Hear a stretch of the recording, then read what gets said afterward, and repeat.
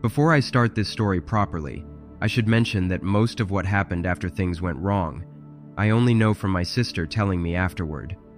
I was pretty much out of it the whole time, but she remembers everything crystal clear, probably because she was terrified watching it all happen to her older brother. I was 15 at the time. We live out in the boondocks of Vermont. Nothing but trees and dirt roads where we live. No streetlights, no sidewalks, no real neighbor, just dense forest and the occasional passing car. Halloween is always tricky out here. You can't exactly trick or treat when your nearest neighbor is 2 miles away through the woods. So every year, our folks would drive us into the nearest town for trick-or-treating. Sure, it was a tiny town, but compared to our middle-of-nowhere home, it felt like the Big Smoke, with its handful of streetlights and actual paved roads. That Halloween was particularly cold, the kind of Vermont cold that bites right through your costume. I'd thrown on extra layers under my zombie getup, but my sister was shivering in her witch costume. Our parents dropped us off that evening on one of the main streets. They had to head to our aunt's place for some family emergency, but the plan was for them to pick us up around 9. The town was dead quiet that night, even for Halloween. Maybe it was the cold, or maybe everyone had gone to the bigger towns. We made our way down the street, past the closed-up shops and the one flickering streetlight by the post office. Most houses had their porch lights on at least, even if half the decorations looked like they'd been recycled since the 90s. We did our usual route through the residential streets, hitting up every lit house we could find. The locals were generous, probably because they hadn't seen many other trick-or-treaters. By 8:30, our bags were surprisingly heavy. We ended up at the little park at the end of one of the streets, sitting on the frozen merry-go-round and sorting through our candy haul while waiting for our parents. I remember being able to see my sister's face in the glow of the one working park light, both of us comparing what we'd got. The metal was freezing through my jeans, and my fingers were getting numb from the cold. This is where things start getting fuzzy for me. According to my sister, I grabbed a Reese's bar from my bag and took a bite. Been eating them all my life, no allergies or anything. I remember taking that bite and immediately gagging at this chemical taste. Everything after that, my sister had to fill me in. The wrapper looked normal enough, but something was clearly messed up with what was inside. I guess I was hungry enough that I swallowed some before spitting the rest onto the frozen ground. After about 30 minutes, I started feeling weird, kinda dizzy and nauseous. My sister says I kept saying I didn't feel right. Then everything went sideways fast. Apparently, I started swaying where I sat, like I couldn't keep my balance even sitting down. She says my hands were shaking so bad that I dropped my candy bag, and when I tried to talk to her, the words came out all garbled and slurred. She says my eyes were unfocused, like I was looking through her rather than at her. She tried calling our parents but said she kept getting voicemail. We were stuck in town with no way home, the temperature dropping by the minute, and her older brother acting like he was having some kind of breakdown. She says I kept trying to stand up but couldn't keep my feet under me. She says my skin had gone clammy despite the cold, and I'd started this weird twitching. Thank God she kept her head straight and called 911. While waiting for the ambulance, she says I got worse. The shaking turned into full-body tremors. My breathing got ragged and shallow, and I kept fading in and out of consciousness. She kept me from falling off the merry-go-round, all while trying to direct the ambulance to our location in a town she barely knew. The paramedics pulled up with their lights flashing, probably the most excitement that Park had seen in years. They tried suggesting it was just an anxiety attack, but my sister wasn't having any of that. She told them about the candy, how I'd said it tasted wrong, showed them where I'd spat it out. One of the paramedics actually scraped what they could into an evidence bag, just in case it was needed later for testing. She rode with me in the ambulance, watching my heart rate spike to 170 on their monitors. She says I kept mumbling nonsense the whole ride, my eyes rolling back in my head. The hospital was a 30-minute drive away, the closest one to our area. They rushed me straight in for tests while my sister kept trying to reach our parents. She stayed right there, telling them everything she'd seen happen. They did an EKG and took x-rays, hooked me up to all sorts of machines. Everything was beeping too fast, she says. When they finally ran a drug test, that's when they found the THC, among other things they didn't specify. The lab tests on what I'd spat out confirmed it too. The candy had been laced with THC and some other chemicals they never fully identified. I'd never touched drugs in my life. This was all from that candy. My parents finally got the messages and rushed in from our aunts. Found me hooked up to machines with my sister still in her witch costume, her makeup streaked from crying. The doctors later told my parents that the amount in my system, if I'd eaten the whole bar, well, my sister's quick thinking probably saved my life. Those 30 minutes between eating it and the symptoms hitting, that's just how long it took to metabolize.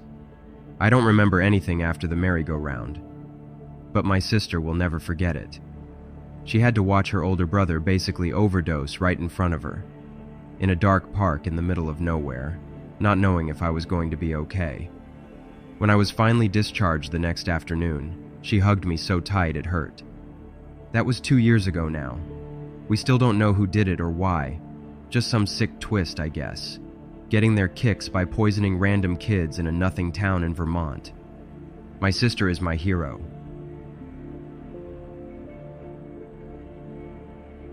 This goes back to 2010. On Halloween night, I was out trick-or-treating with my friends Jane and Wendy. We were all around 14 to 15 years old and wanted to make the most of this Halloween.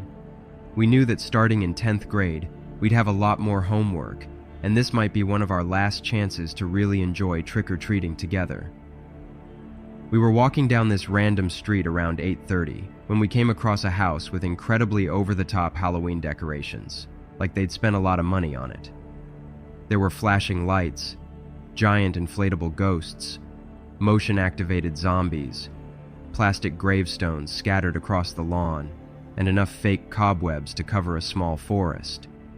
The three of us walked up to the door and rang the bell.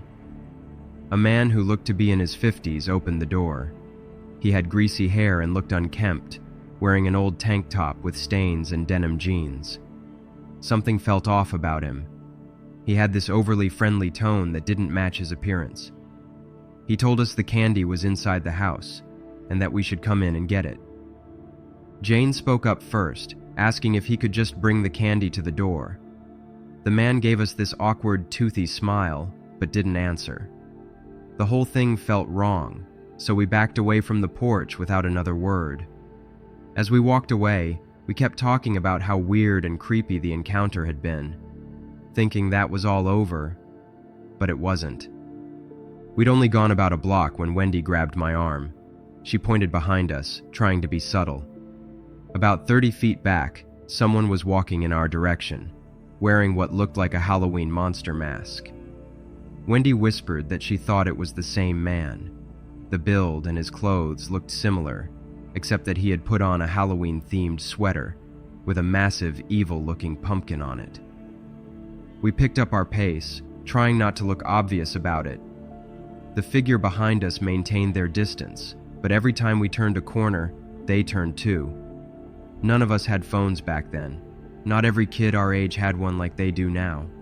The scariest part was that we couldn't be completely sure if the person was actually following us. They stayed far enough back that if we'd tried to confront them or accuse them of anything, they could have easily denied it. But every time we glanced back, they were there, that creepy mask watching us. We tried cutting through different streets, even doubling back once, but the figure stayed with us. Wendy suggested we head to the busier main street, where there would be more people around. As we walked, we kept close together, our voices low as we discussed what to do. The whole time, I kept thinking about how differently this night could have gone. And not in a good way, if we'd accepted that man's invitation to come inside. My stomach turned at the thought. We'd been trick-or-treating in this neighborhood for years, but now everything just seemed creepy.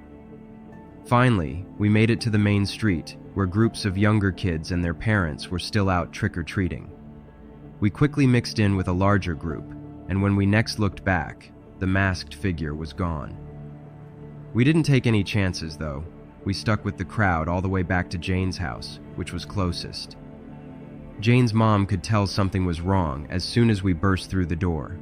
We told her everything, and she immediately called the police. They took our statements, and though there wasn't much they could do without evidence, they said they'd pay him a visit, just to let him know he'd been noticed. Beyond that, it was up to us to stay cautious and avoid any more close calls. To this day, I'm not sure if the masked person was the same man from the house, or if it was just some random person who thought it would be funny to scare a group of teenage girls on Halloween. We still went trick-or-treating the next year, but we made sure one of us had a phone to bring and to stay in well-lit areas and go with a larger group. The experience changed how we saw Halloween. It was still fun, but we were more cautious, more aware that not everyone out there has good intentions. Looking back now, I'm grateful we listened to our gut feelings at that house. It could have gone very differently if we'd made other choices that night.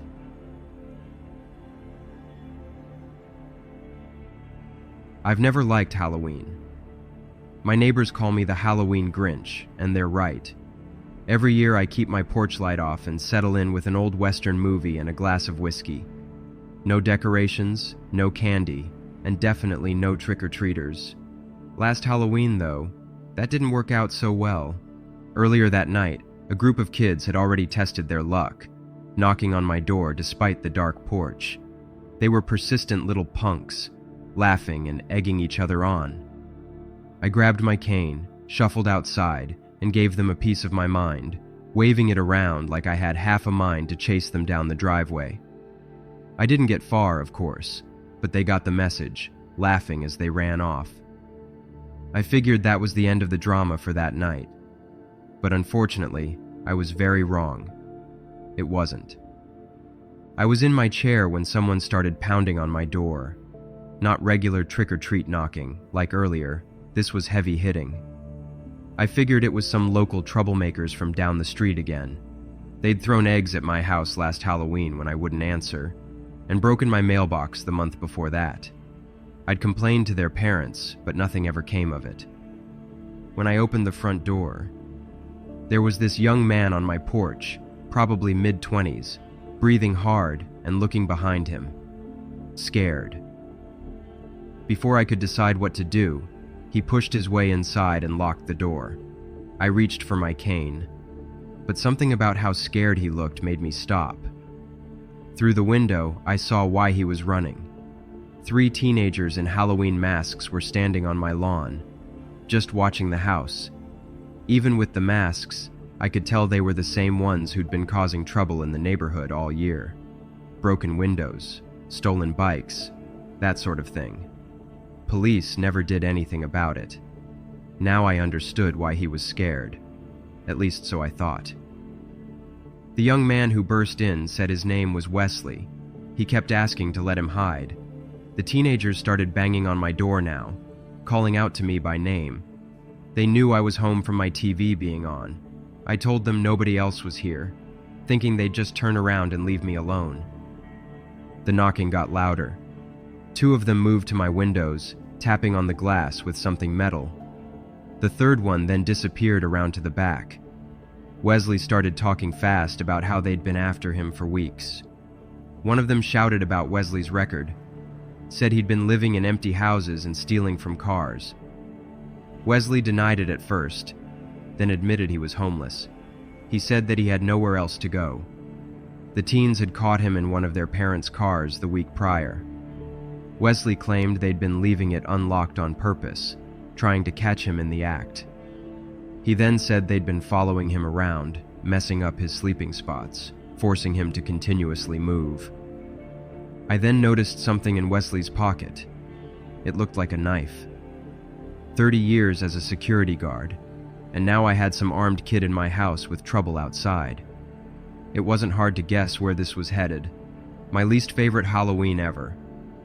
The teenagers weren't leaving. They started talking through the windows about their stolen stuff, phones, wallets. Wesley got defensive, said they were always stealing from other people anyway. Karma, he claimed. Then they started yelling something about catching him watching one of their sisters walking home from school. The banging at my back door made us both jump. Wesley pulled out his knife. Just a pocket knife, but that was trouble enough. He said he wasn't going back to jail. Not over this. Wesley looked worse now. He said these kids had been targeting him ever since they found out he was homeless. Then there was the part about him watching the sister. He didn't deny it, just said he thought she was pretty. Simple as that. I went to reach for my phone on the side table, but Wesley noticed. His whole body seemed to tense up, the knife still in his hand. He told me real quiet not to make that call. He repeated himself. Jail wasn't an option, not again. The teens were still making noise outside, but right then I was more concerned about the guy with the knife in my living room. All those years of security work taught me how people act when they're cornered. Wesley kept looking between me and my phone. I tried explaining that the police might help sort this out. Wesley just laughed it off. He said something about how the cops always believe everyone else over homeless people. He started going on about his last time in jail and about how he couldn't go back. The whole situation was getting worse by the second. The teenagers outside wanting blood, the scared man with a knife inside my house. And I just wanted to watch my Western in peace, but I had to get things under control before someone did something stupid. I told him how assault charges would mean serious time, not just a few months. His hand started shaking a bit. That's when another round of banging hit my front door. I kept talking, real calm, trying to de-escalate this whole mess, about how this could end 3 ways. He could deal with theft charges, end up in real trouble if he used that knife, or just give their stuff back and walk away.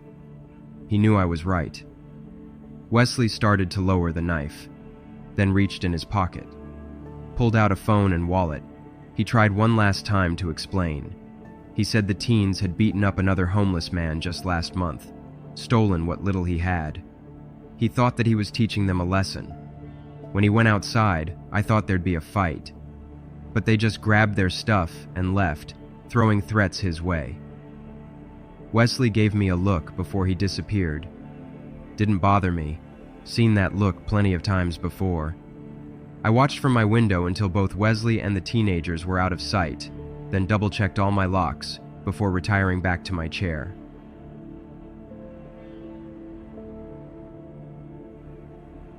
This all went down Halloween a few years back. It was terrifying.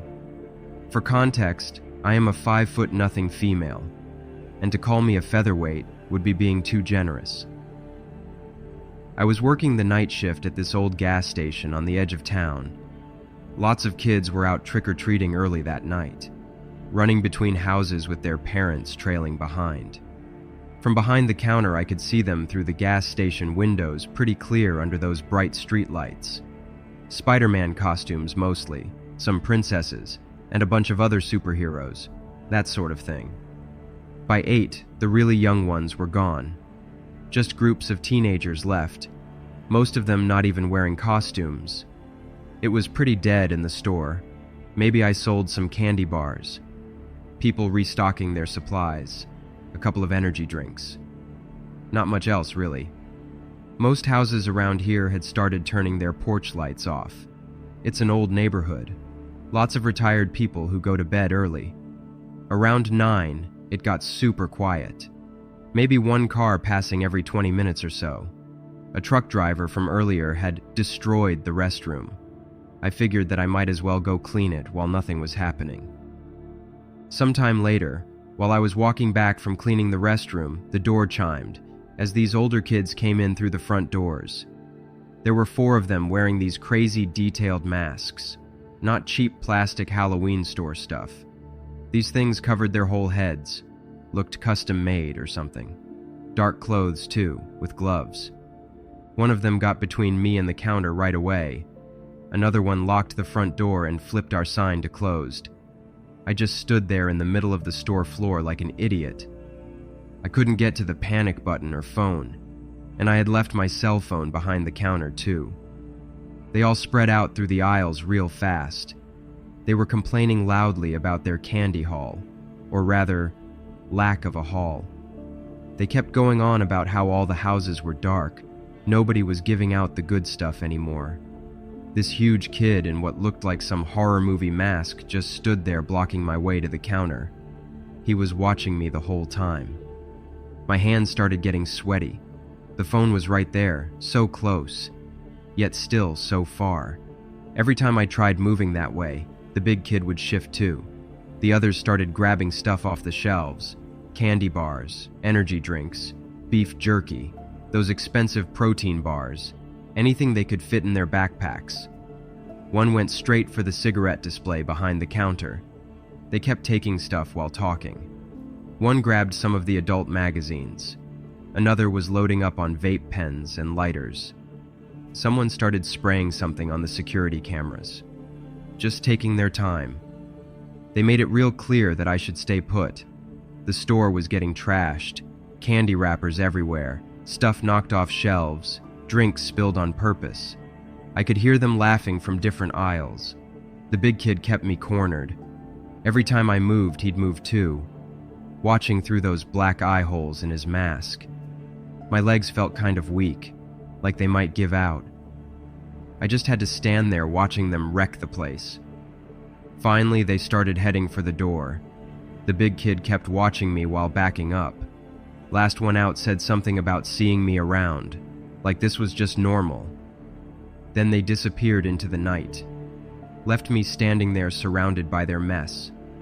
Probably in and out in 15 minutes or less, though it certainly felt way longer. I locked the doors before running for the phone. I told the dispatcher everything but knew it didn't matter. These guys were long gone by now. I had to wait another 40 minutes for the cops to show up. They took pictures, looked for prints.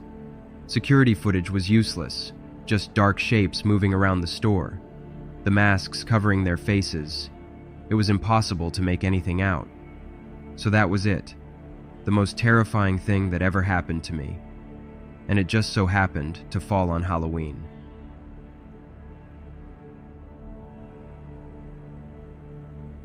This was seriously the weirdest Halloween ever. I'm from Canada, but was doing a study abroad program in Italy a couple years back. The whole thing still freaks me out when I think about it. I was staying at this old farmhouse in Tuscany with my friend Luca and his group, Matteo, Alessio, and Giovanni. These guys were really into urban exploring, had been doing it since high school. They had this whole Instagram following for it from all the abandoned places they'd checked out. Luca told us about this abandoned church way out in the countryside.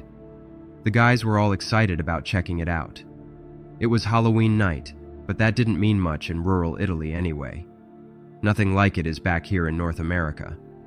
So I figured why not join them. Giovanni drove us out there in his beat-up Fiat. It was dark by the time we found the place. No streetlights, totally off the grid. The church just appeared in our headlights, this massive old stone building with its doors hanging open. My phone was already dying, which didn't help my nerves. Inside was dead quiet, except for our footsteps.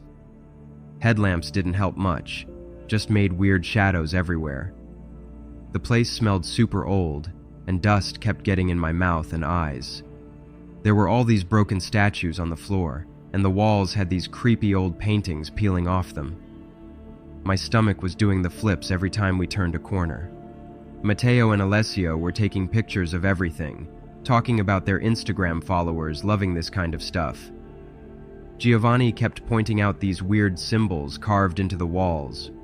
I was trying to look interested, but mostly just wanted to leave and get back to civilization. That's when I saw him by the altar. This priest just watching us. He looked maybe mid-30s if I had to guess. He started walking over, really calmly. He introduced himself as Father something or other in Italian. I didn't catch the name. Then he started going on about demons and evil spirits. Luca had to translate it all for me, since my Italian was far from fluent. My heart was racing. I wasn't expecting that we'd actually find anyone out there, let alone a priest. He kept telling us about how dangerous the place was, crossing himself every few seconds. Said he was there doing some kind of cleansing ritual. Kind of freaked us all out at first. The way he talked about it made it seem real, like maybe we shouldn't be messing around in there. We figured we'd check out just a bit more of the church before leaving. The priest kept following us around, warning us about different areas being extra dangerous, and chanting, like some strange anti-demon incantation. At first we were being very careful, but after like 20 minutes, nothing scary had happened. Just dust and broken stuff everywhere. My legs were getting really tired from all the walking around, kept tripping on broken floor tiles and pieces of wood. We ended up checking out this row of confessional booths, all rotted and falling apart. Something about the priest started feeling off. I had noticed that his shoes were these old sneakers with his big toe poking through. Didn't seem right for a priest, but not impossible. He kept trying to steer us away from certain areas, getting really intense whenever we'd head towards what looked like exits. The way he talked about the church history didn't sound right either. Luca later told me he kept mixing up basic Catholic terms. When we tried going into one of the smaller prayer rooms, he started shouting about it being unsafe and blocked our way. But 5 minutes later, he was casually leading us up the crumbling bell tower stairs. His priorities about safety seemed to make no sense. After a while up in the bell tower, the novelty wore off. It was just some old bells, bird nests, and a whole lot of dust.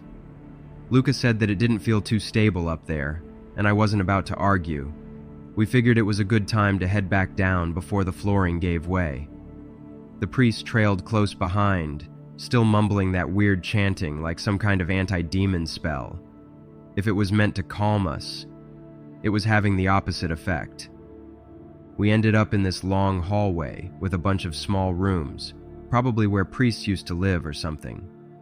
That's when Giovanni spotted stairs leading down to the basement. The priest totally lost it, started rambling on about how the basement was like extra evil or whatever.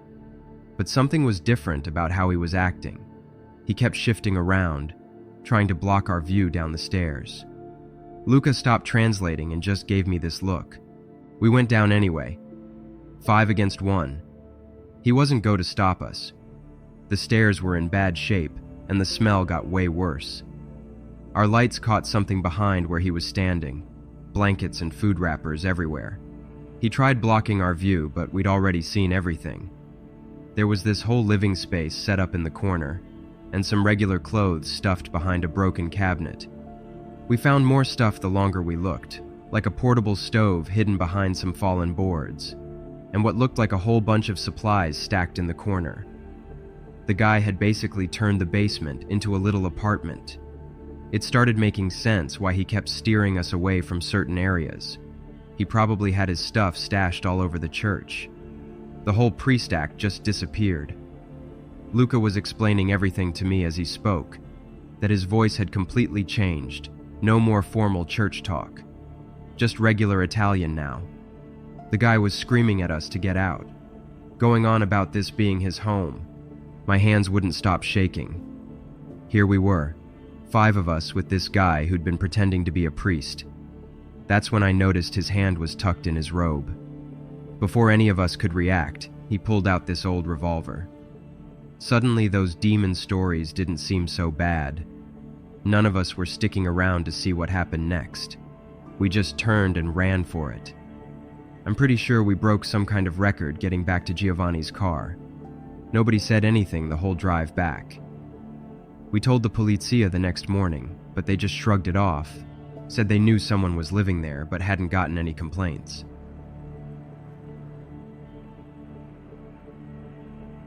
I used to work at this seasonal haunted house attraction.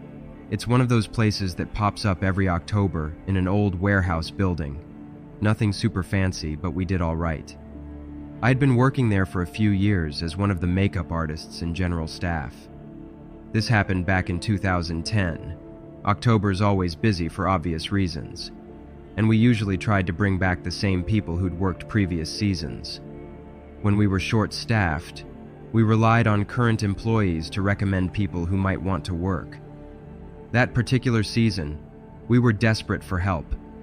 There was some big festival happening downtown that was bringing in way more visitors than usual to where we were set up, and we needed all hands on deck. We were still doing things old school back then. No online job postings, just newspaper ads and word of mouth. That's how Jeff found us. He showed up one day looking for work, probably in his mid-20s. He was just going through a rough patch, trying to get his life back together after some personal issues, plus some jail time. But that had never been an issue with hiring at our place. We generally didn't discriminate against people with records, as long as it wasn't anything involving minors that would fail a working with children check. He seemed to know his stuff about special effects and makeup, and we needed the help badly. I talked to my supervisor, and we decided to give him a chance. We even gave him some cash up front since he seemed like he really needed it. Jeff was scheduled to start on Halloween night, helping with makeup for the actors. Things were running smoothly at first. The usual Halloween crowd was filing in. Everyone seemed to be having fun with the regular scares. But about an hour into the night, some of the other staff members came to me about this weird chemical smell, like burnt rubber mixed with something sickly sweet, the kind of scent that makes your eyes water. I brushed it off initially, but once they mentioned it, I couldn't ignore it. The smell got stronger the closer I got to any of the actors. Then I noticed their makeup was starting to bubble and smoke slightly, like some kind of chemical reaction. When I looked closer, their skin underneath was turning red and blistering. When I asked what they'd used, they all said Jeff had done their makeup. The place was packed with guests, but I knew I had to find him. When I finally tracked him down in the makeup room, he was wearing thick rubber gloves up to his elbows, mixing more of that chemical concoction. That smell was overwhelming. Looking at his workspace, I could see he'd brought his own supplies, industrial-grade chemicals that had no business being anywhere near someone's skin. I confronted him about it, and something just snapped. The calm, grateful guy who'd started that evening transformed into someone else entirely.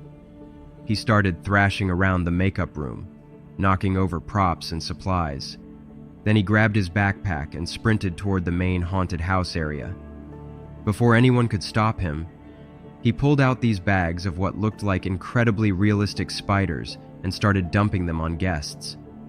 But these weren't just props, they were moving. Turned out they were actual spiders he'd collected. People were screaming, but not the fun kind of haunted house screams. Real, terrified screams. As if that wasn't bad enough, he started pulling out more bags from his backpack. Centipedes, cockroaches, all sorts of crawling things. He was just letting them loose everywhere, laughing the whole time. Some of the guests were crying. Others were frantically trying to brush the insects off themselves. Someone had called the police, and I tried to maintain some control by telling everyone it was part of the show, but the panic had already set in. The whole place cleared out in minutes. By the time the police arrived, Jeff had disappeared. They searched the area, but found nothing except empty bags, with just a few remaining insects inside. Paramedics had to treat 8 of our actors for chemical burns. 3 of them even needed hospital treatment. Thankfully, none of the burns were too severe, but some of them still have faint scars. We had to shut down for several days just to deal with the pest problem he'd created and get the place properly decontaminated. The fire department's response team that came in said we were lucky. The chemicals he'd used could have been a lot more dangerous if mixed differently. They completely overhauled the hiring process after that. Proper background checks, real documentation, the works. I stayed on for another couple seasons, but that was years ago now.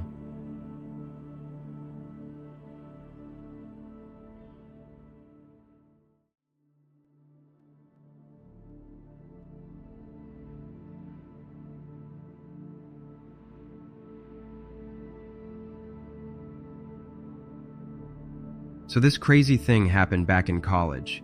I'd actually dumped Sharon like a month before Halloween, after finding out she'd been reading all my texts and tracking my location without telling me. She totally freaked when I called her out on it, saying she only did it because she loved me so much and needed to make sure I was safe. That should have been my first clue she wasn't going to let things end easy, but I was kind of dumb back then. My friends were being super pushy about getting me out for Halloween. They kept saying I needed to stop hiding in my room, since Sharon had been telling everyone I was the bad guy and making up all these stories about how I'd been sneaking around on her, sleeping with other women. I'd spent like 2 weeks just sitting in my dorm playing video games and avoiding everyone's weird looks, so maybe they had a point about getting out there. This party was at one of those huge houses quite a ways off campus that some rich seniors had rented. The place was actually pretty sweet, with tons of room and this crazy setup in the backyard with fire pits everywhere. They'd gone all out with these creepy decorations too, like super realistic zombies popping out from behind trees and this weird fog machine that made everything look extra spooky. I wasn't feeling it at first, but then I spotted Becky. She had on this nurse costume that was, well, definitely not hospital approved. She has these gorgeous, super bright blue eyes that seemed to light up whenever she caught me looking, and she was being pretty flirty with me from the start. I totally wasn't expecting to click with anyone that night, but there was just something about her that pulled me in. Maybe it was the way she kept making these silly jokes about giving me a checkup, or how she actually seemed interested in my lame stories about my gaming marathon. We ended up hanging by this fire pit for quite a while, and she kept finding these little ways to get closer to me. Her hand would brush against mine real casual-like, or she'd lean in super close to say something over the music.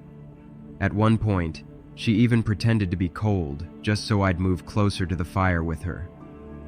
It felt pretty amazing having someone interested in me again, until I noticed something strange. There was this girl in this sleek Catwoman costume who kept showing up everywhere we went. At first, I figured it was just random. Tons of people were moving around the party. But then I started noticing how she was always facing our way, always watching us, never moving on. She'd be standing by the snack table when we grabbed chips, then somehow already be near the dance floor when we moved that way. I tried playing it cool and focusing on Becky, who was getting more playful by the minute. She wanted to grab drinks from inside, so we pushed through the crowd together. The house was packed with people in tons of wild costumes, but somehow, I kept spotting that black mask lurking in the background. Every time we turned a corner, there she was. So Becky led me to this quieter spot near the kitchen, where we could actually hear each other talk. She was telling me about her classes and touching my arm all flirty, and for a minute, everything seemed pretty perfect. Then, someone brushed past us, way too close. When I turned around, the Catwoman was right there, and something about the way she moved made my stomach drop super fast.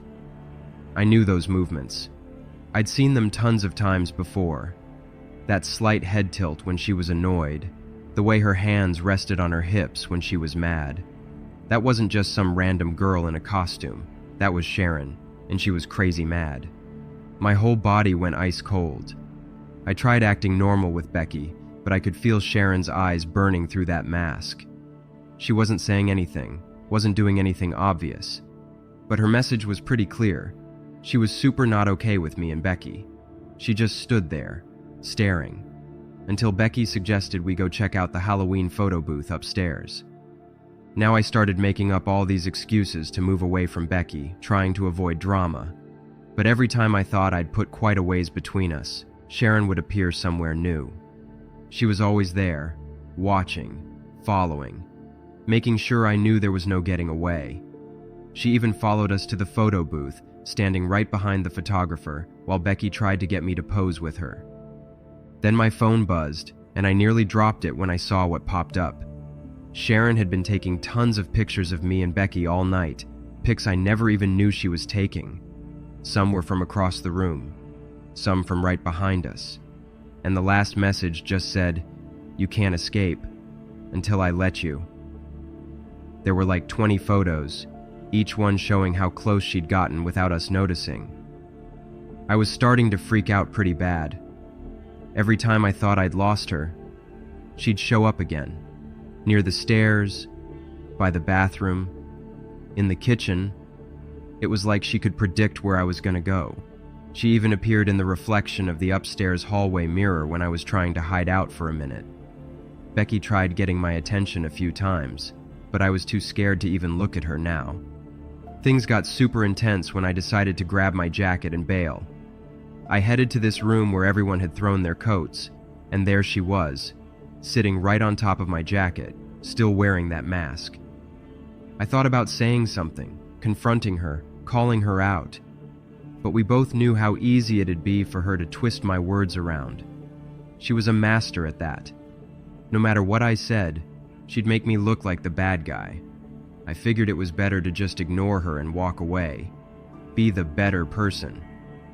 She didn't say anything either. She didn't move.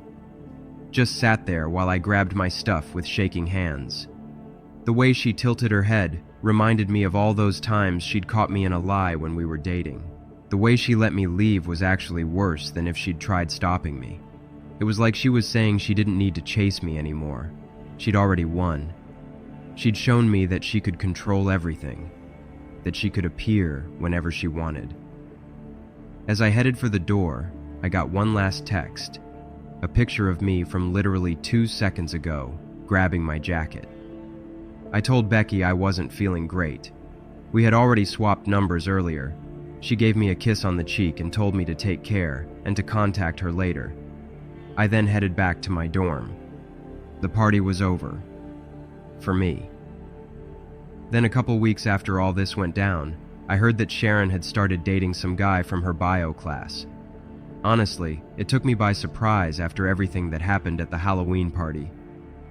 But hey, I wasn't complaining. I felt sorry for that bio class guy, her next future victim. But that sorrow didn't last long, as I started dating Becky.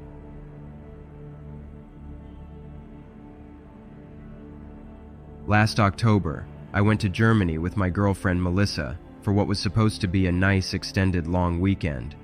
We had taken a few extra days off our work, giving us what was supposed to be a nice getaway to Germany. Supposed to be being the operative phrase. We'd heard about this huge pumpkin festival in Ludwigsburg and thought it would be cool to check it out. Got a super cheap train deal from the UK and found this cute little Airbnb cottage on the outskirts of town.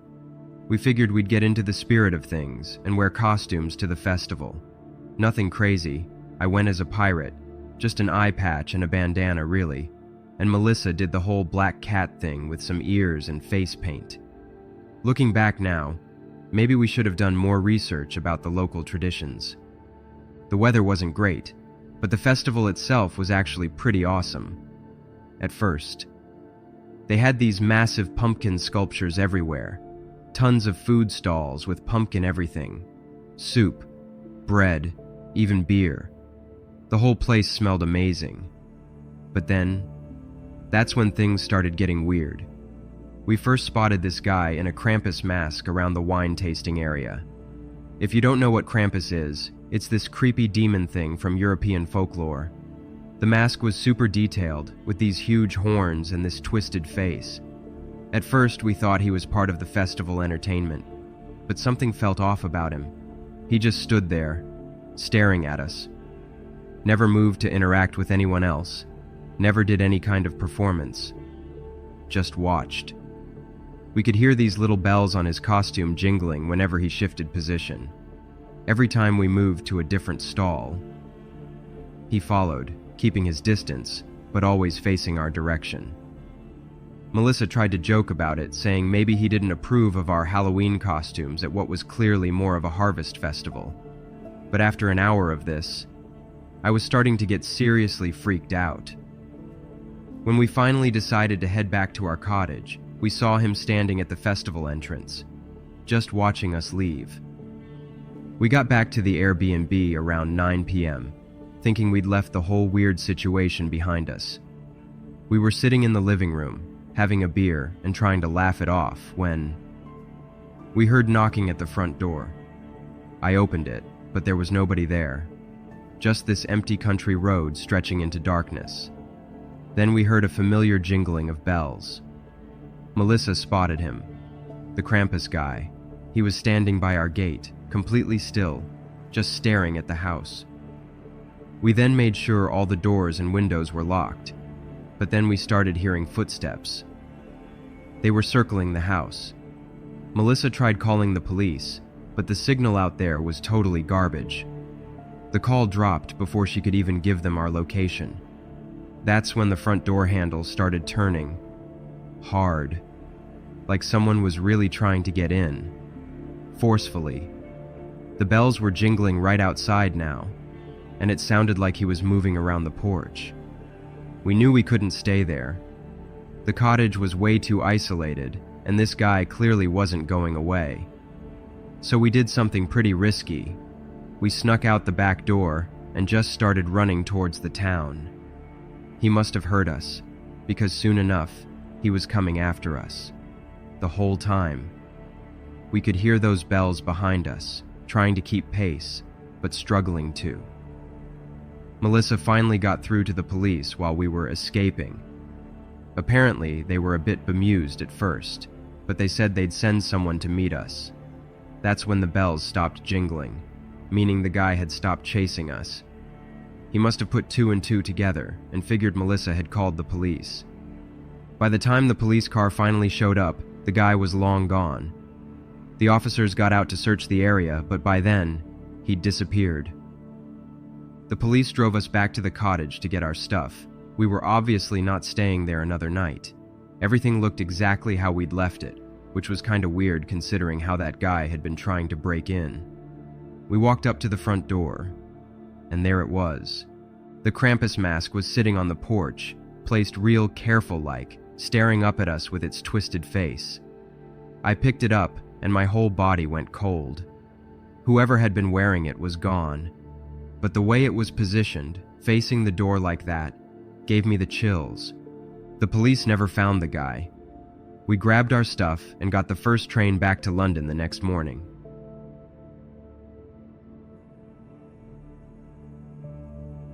This was a kinda crazy Halloween, and I'm never gonna forget it. I was chilling at home by myself that night, with no plans to give out candy or deal with trick-or-treaters. Our porch light was off since that's how you tell kids to skip your house. And, yeah, I wasn't going trick-or-treating either. Figured I was too old for that. It had been super rough at school all week, so I was gonna relax with snacks and watch something scary on Netflix. My parents were at some party or whatever, which was pretty sweet since I had the place all to myself. The night was going okay, with just a few kids walking around. I watched them a bit from my window, seeing their parents hanging out on the sidewalk. Some kids hit our doorbell early on, but I ignored it. They left pretty quick, probably bummed, but I didn't really care. By 9-ish, things got pretty quiet in the neighborhood. Not tons of kids anymore, and it was getting super dark. I was finally getting comfy on the couch with chips and this kinda cheesy horror movie when I heard something at our back door. It wasn't super loud, but it was weird, like someone messing with the handle. I figured it was probably the wind or something. But then it happened again. This slow, careful rattling, like someone trying to be quiet, but doing a terrible job. I froze up. Our house sits back quite a ways from the street, and since the lights were off, anyone outside would think nobody was home. That's when I remembered something crazy my mom said before. Houses with no lights on Halloween are kinda easy targets for trouble, since people think that no one may be around. At first, I thought it could just be some kid being dumb, but then the door rattled harder, and I knew this was gonna be bad. I got up super slow and quiet, then sneaked toward the kitchen. There's this small window in the back door, so I crouched down to look. My stomach dropped when I saw them. 3 older guys in dark hoodies, 17 or 18 maybe. One had a flashlight, and the others were messing with our lock. My heart started going crazy.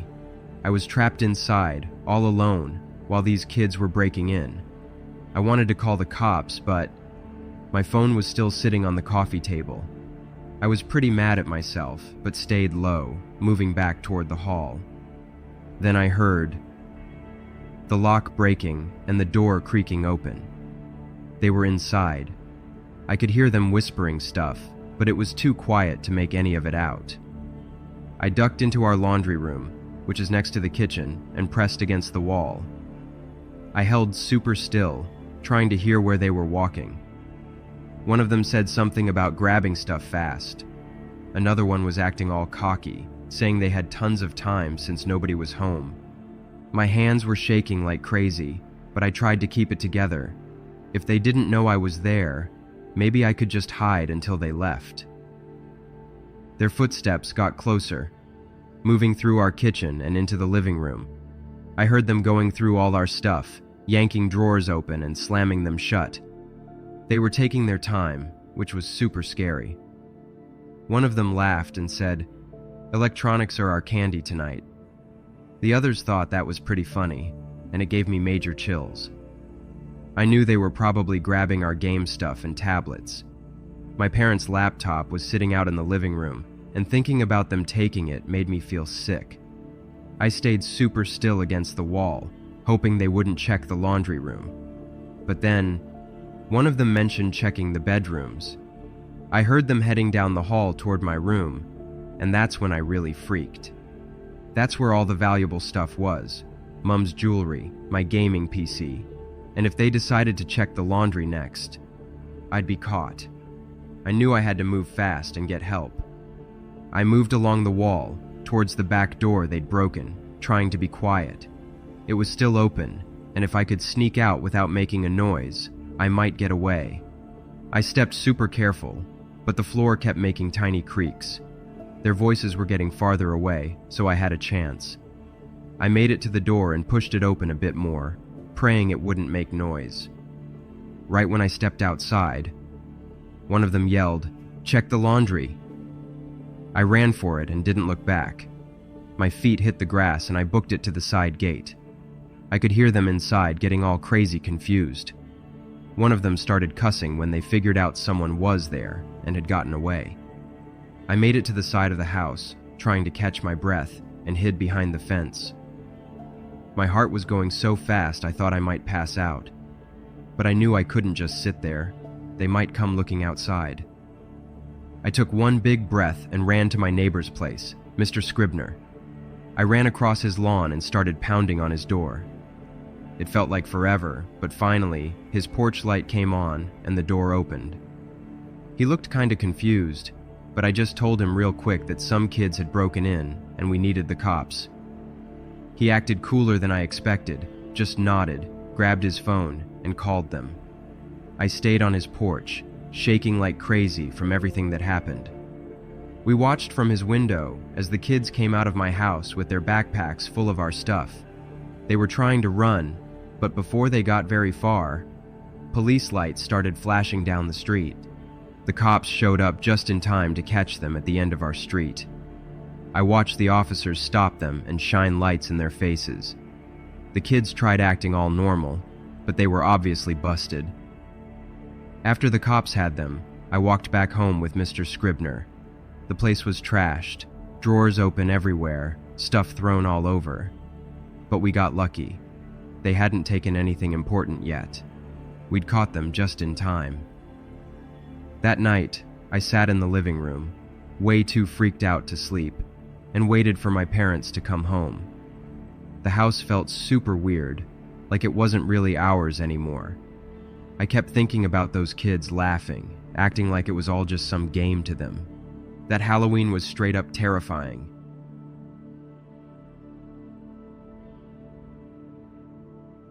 Back 12 years ago, when I was 12 years old, I was trick-or-treating with my dog, Benji, a German Shepherd. Yeah, you heard that right, with my dog. He was my best friend. Benji was this super big, strong dog with a coat that was mostly black with some tan markings. He had these crazy, intense brown eyes that kind of seemed to see right through you. But even with his intimidating looks, Benji was a total softie with our family. That Halloween night was pretty chilly, so I had on this thick costume. I was gonna be a mummy. I'd wrap myself in tons of white fabric strips, leaving just enough space for my eyes to peek out. Benji had on this superhero cape I'd made from an old red pillowcase. It wasn't much, but it made him look super adorable and heroic at the same time. This ended up being a pretty fitting costume for him. We started our trick-or-treating route in our neighborhood.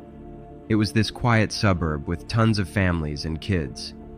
Usually, on Halloween, the streets would be packed with little ghosts, witches, and superheroes. But this year, there didn't seem to be as many kids out as usual, and the streets felt kinda empty.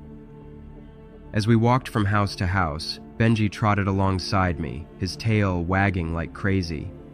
He seemed to be super into the excitement of the night, even if he didn't get why we were going door to door. At each house, I'd hold his leash tight and tell him to stay put while I rang the doorbell. Everyone got such a kick out of seeing a dog out trick-or-treating. We'd been out for about an hour when I first noticed something was off. We were on this street. I don't recall what it was called, but it was quite a ways from our house. That's when I saw him. A tall figure standing at the end of the street. He was wearing this Saw mask, like from those horror movies. The mask was white with red swirls on the cheeks, and it gave me the creeps. At first, I figured it was just another trick-or-treater, but then I realized something super weird. He wasn't going up to any houses. He was just standing there, watching us. Benji noticed too. Benji let out this low growl. I decided to turn around and head back the way we came. As we walked, I kept glancing back, and the figure was following us, keeping the same distance. My heart started racing like crazy. I picked up the pace, and Benji matched my stride. We turned down the next street, hoping to lose our follower. But when I looked back again, he was still there. That's when it hit me. I totally recognized that walk. It was Jake, my older brother Tom's arch-enemy from high school. He had this real wannabe macho man kind of walk. Jake was 18 or 19 now, and he'd always been a big bully. Tom was away at college at the time, and I guess Jake had decided to turn his attention to me instead. Jake worked at the local gas station. He hadn't gotten into college like my brother had. I'd heard my parents talking about how he'd been causing tons of trouble around town lately. And now, here he was, following me on Halloween night. I started walking faster, almost jogging now. Benji was right by my side, his leash super tight. We cut through a neighbor's yard, hoping the shortcut would throw Jake off. But as we came out the other side, there he was, still following us. By now I was really scared. We were pretty far from home, and the streets were kinda empty. Knocking on someone's door for help seemed super risky. They might not answer, and Jake could catch up while we waited. I decided to make a run for it. We sprinted down the street, my mummy wrappings coming loose as we ran. Benji was right there with me, matching my pace. I could hear heavy footsteps behind us. Jake was running too. At least trying to. He was a pretty big guy, if you know what I mean. His size slowed him down, but his longer legs still covered quite a ways. We rounded a corner and I risked taking a look back. Jake was closer now, maybe 50 feet behind us. In the streetlight, I could see the Saw mask clearly, and it was even creepier up close. Suddenly, Benji stopped. I tugged on his leash, trying to get him to keep running, but he wouldn't budge. He turned to face Jake, his hackles raised and teeth bared. I'd never seen Benji look so fierce. It even scared me. Jake slowed down when he saw Benji. He seemed to hesitate for a moment, but then he started walking towards us again, reaching into his pocket for something. That's when Benji sprang into action. With this super loud bark, he lunged forward, pulling the leash right out of my hand. In a flash, he was on Jake, knocking him to the ground. The Saw mask went flying off, showing Jake's totally surprised face. Honestly, I couldn't stop laughing, though I wouldn't have wanted to be on the receiving end. Benji didn't bite Jake, but he had him pinned to the ground, growling like crazy. Jake was yelling for Benji to get off, all his tough guy act completely gone. I didn't know what to do. I was super scared for Benji. Jake could hurt him, and that thought terrified me, but I was also amazed at how brave Benji was being. After a few minutes, I called Benji back to me. To my relief, he came right away, leaving Jake on the ground and returning to my side. Jake scrambled to his feet. His tough guy act was totally gone now. He looked scared and angry at the same time. He started yelling at me, saying he was just trying to scare me and that my stupid dog had attacked him for no reason. Just then, we heard sirens in the distance. Someone must have heard all the noise and called the cops. Jake shrugged and gave us the finger, then took off running in the opposite direction. We started walking home. I was kind of shaken, but okay. As we walked, a police car drove by slowly. The officer inside asked if everything was all right. I waited a sec, but then decided to tell him everything that had happened. He took down all the details and drove off. When we finally got home, my parents were totally freaking out. They'd been calling my cell phone, which I realized I'd accidentally left at home. I told them everything that had happened. My dad was really worried and angry. The next day, we found out that Jake had skipped town. Apparently, he'd been mixed up in tons of other trouble and decided to leave before the police could question him about what happened on Halloween. I was pretty relieved, but also kinda sad for him. I wondered what had made him so angry and mean. As for Benji and me, well, we had tons more adventures together over the years, but none quite as crazy or scary as that Halloween night.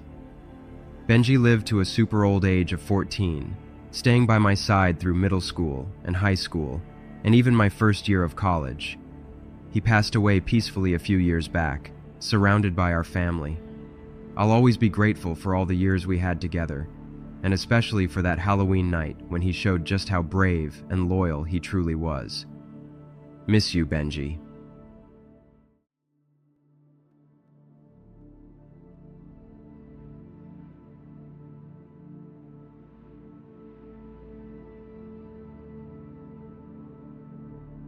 Years ago when I was a kid, I went trick-or-treating with my cousin Chris. What started as a night of candy and costumes was about to become the most terrifying Halloween of my life. We were super close, like practically brothers. See, Chris's mom, my aunt, worked crazy hours, and he didn't have a dad around. So he was always at our place, and we kinda grew up together. This Halloween was gonna be extra special, because we'd been planning our costumes for weeks. We started out in my neighborhood, which was actually pretty big. There were tons of houses, and it was right by this big patch of woods. Chris's neighborhood was much smaller, which is why we always started at my place. My dad drove us to pick up Chris from his house first. It was only like a 10-minute drive, but it felt way longer because we were so excited. When we got to Chris's house, his mom was just leaving for work. She looked pretty tired, but gave us both a big hug before she left. My dad chatted with her for a bit, and then we all piled back into the car. Chris and I were in the back seat, already comparing our plastic Halloween buckets and talking about all the candy we were going to get. After we got back to my place, my dad went inside, and Chris and I began going to all of the houses on my street. The street went back quite a ways and curved around a lot as well. It almost seemed never-ending. It took us a long time, but finally we were able to go to all of the houses on it. Our Halloween buckets were getting super heavy, but we weren't satisfied. We wanted more. Chris and I have always been competitive guys. We would weigh our Halloween candy when we got back home to see whose was heavier. I don't really know why we did that, because if we all went to the same houses, technically, they should have been roughly the same, but it was still fun to see. So, after we reached the end of my street and went to all of the houses, there was a sort of busier street there. It was by the woods and was quiet, with no cars on it at the time. We walked on the side of it until we got to another neighborhood, which only took us about a minute to get there. Then we entered that neighborhood and started going to more and more houses. We went for probably another hour, and finally, it got really late. People stopped answering the doors, and more houses had their lights off. Finally, we decided to go back home. The only problem was, by then we had gone so far out that we weren't quite sure how to get back to my house. The last neighborhood we were in was very large, with several curving streets. Especially with it being night, it was really confusing. We thought we knew how to get back at first, but quickly found out that we didn't. After about 10 minutes of walking around, we realized that we were lost. Neither of us had a cell phone back then, so we had to figure it out on our own. We knew that we weren't all that far off, but we just didn't know exactly where or how to get back. We walked down a few streets, and then we came across that large stretch of woods on one side. I said that we should cut through the woods, as I thought that my neighborhood was on the other side somewhere. The woods were very dense and thick. It was also really dark in there. It seemed a little bit scary, but Chris was okay with it, liking the idea of a bit of an adventure on Halloween.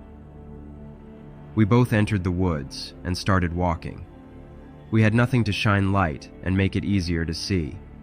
We were just walking straight ahead and occasionally getting hit with tree branches, but we pressed on.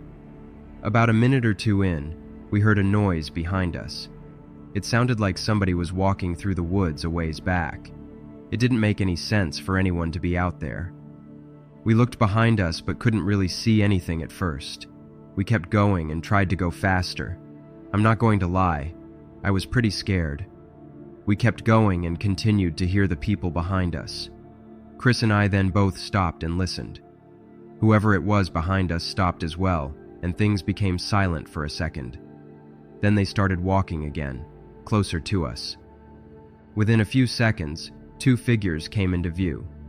I couldn't see them very well because it was so dark, but I knew they were adults, and I knew I didn't recognize them.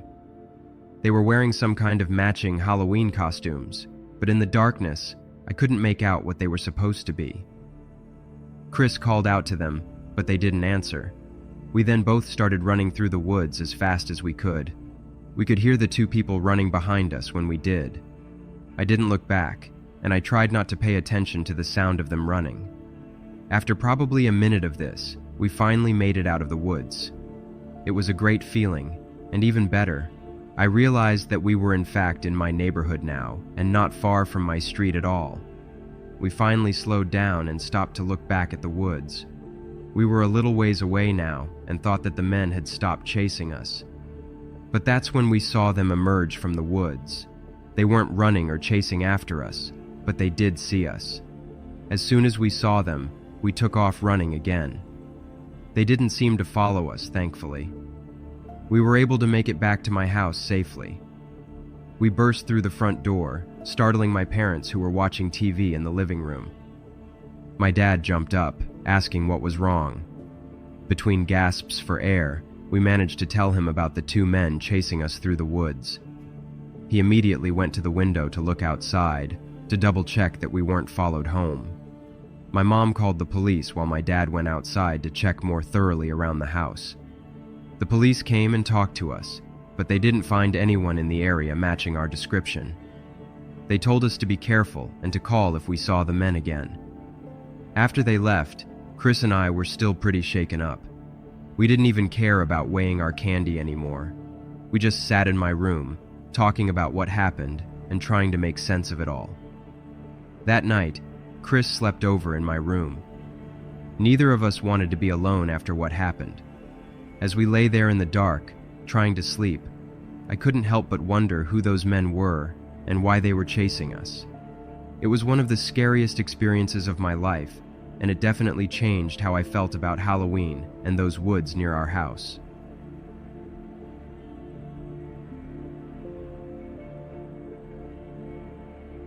I used to go trick-or-treating every year as a kid with my twin sister Anne. What started as a fun night of candy hunting turned into the most terrifying Halloween of our lives. We did pretty much everything together, and Halloween was always our favorite time of year. So, on this one fateful Halloween, when we were 14, we went trick-or-treating around our neighborhood. We always kind of did the same route, and went to just about every house that we could walk to. We would stay out for hours and end up getting lots of candy. On this year, we went late into the night. I don't really know what time it was, but probably after 8:30 p.m. Towards the end, we came up to this one house. There was a really long driveway, I remember, and as we approached, Anne said that we should turn back. The lights were all off except for a small one on the front step. This generally meant that the homeowner either wasn't home or wasn't going to answer the door. But then I noticed something weird. The front door was wide open, and there was a sign taped to it. We went up to the door where the homemade sign was. It said, "Come in for candy." Now obviously this sounds kind of weird, and it did to us at the time as well, but we were curious. We looked at each other, shrugged, and decided to check it out. I mean, we were 14, so we thought we were pretty much grown-ups. When we stepped inside, the house was mostly dark, but we could see there was a dim light coming from what looked like the living room. Honestly, it gave me the creeps. I didn't know if that was what the people wanted or what, but it was super creepy. We could hear the sound of a TV or something coming from that room. As we got closer to the living room, we saw this massive projector screen taking up almost an entire wall. There was a horror movie playing on it. I think it was one of those Saw movies. The volume was pretty low, but it was still freaky. That's when we noticed someone sitting on the couch watching the movie. The person turned around, and I swear, my heart nearly stopped. It was a man in this super creepy Michael Myers costume from the Halloween movies. With that pale mask and the jumpsuit, it was terrifying. He just sat there, staring at us for a second, then he stood up. He asked us if we wanted to join him and watch the movie. His voice was all muffled behind the mask, and it made it even creepier. Anne and I just kind of froze. We didn't know what to say. It was just so weird that someone would invite kids to watch a horror movie on Halloween night. I managed to stammer out that we should probably get going. That's when things got really weird. The guy suddenly got all angry. He said something real creepy, along the lines of, "You get candy, but I get no candy in return. That's no fair." He told us we were being selfish, and that we owed him for the candy. Anne grabbed my arm and whispered that we should leave. We started backing away towards the front door, but the guy in the Michael Myers costume started following us. He was getting more and more worked up, saying stuff like we couldn't just take without giving something back. As soon as we got out the front door, we started running. I looked back and saw the guy coming after us. He wasn't running super fast because of the costume, I guess, but he was definitely chasing us. Anne and I were freaking out. We didn't want to lead this creep back to our house, so we decided to take a detour. We ran down the street. The sound of heavy footsteps behind us spurred us on. We cut through someone's front yard. The streets were a maze in the dark, familiar by day, but alien and threatening at night. We turned down one street, then another, trying to lose him in the twists and turns of the neighborhood. At one point, we ducked behind a parked car, crouching low and trying to calm down and catch our breath. We could hear the man's footsteps getting closer. He wasn't running anymore, but walking slowly. The sound of his breathing, muffled by the mask, was somehow worse than if he'd been yelling.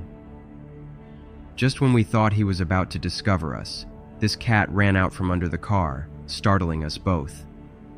The cat's sudden movement seemed to distract the man.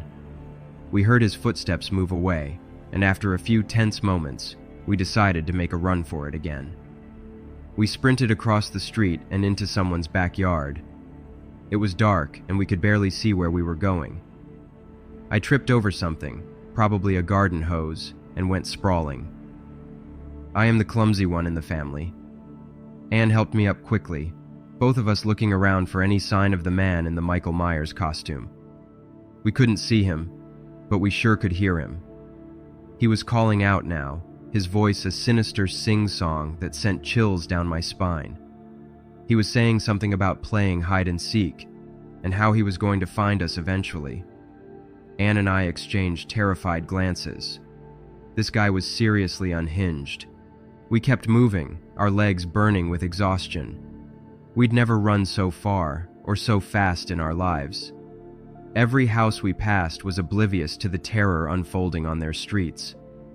A part of me wanted to pound on someone's door and beg for help, but I was too scared to stop moving. After what felt like hours, but was probably only about 20 minutes, we finally couldn't hear him anymore.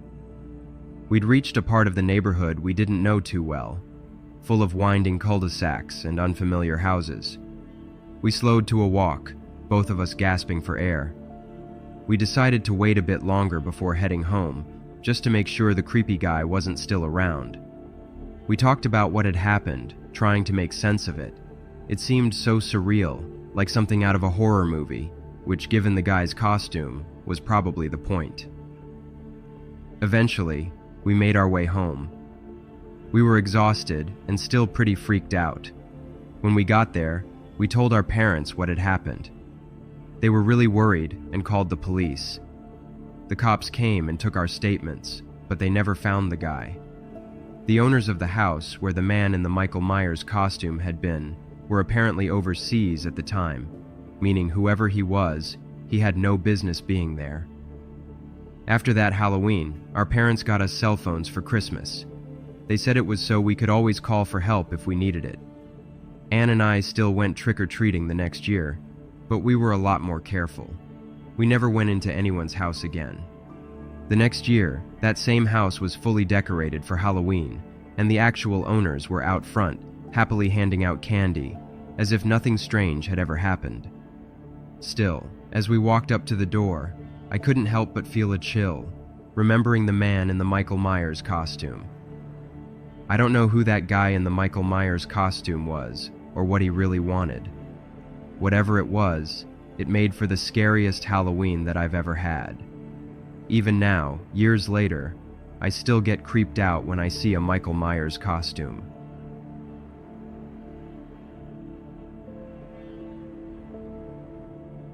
So this crazy thing happened on Halloween when I was a kid. It was supposed to be just a fun scavenger hunt, but it turned into this weird chase around town.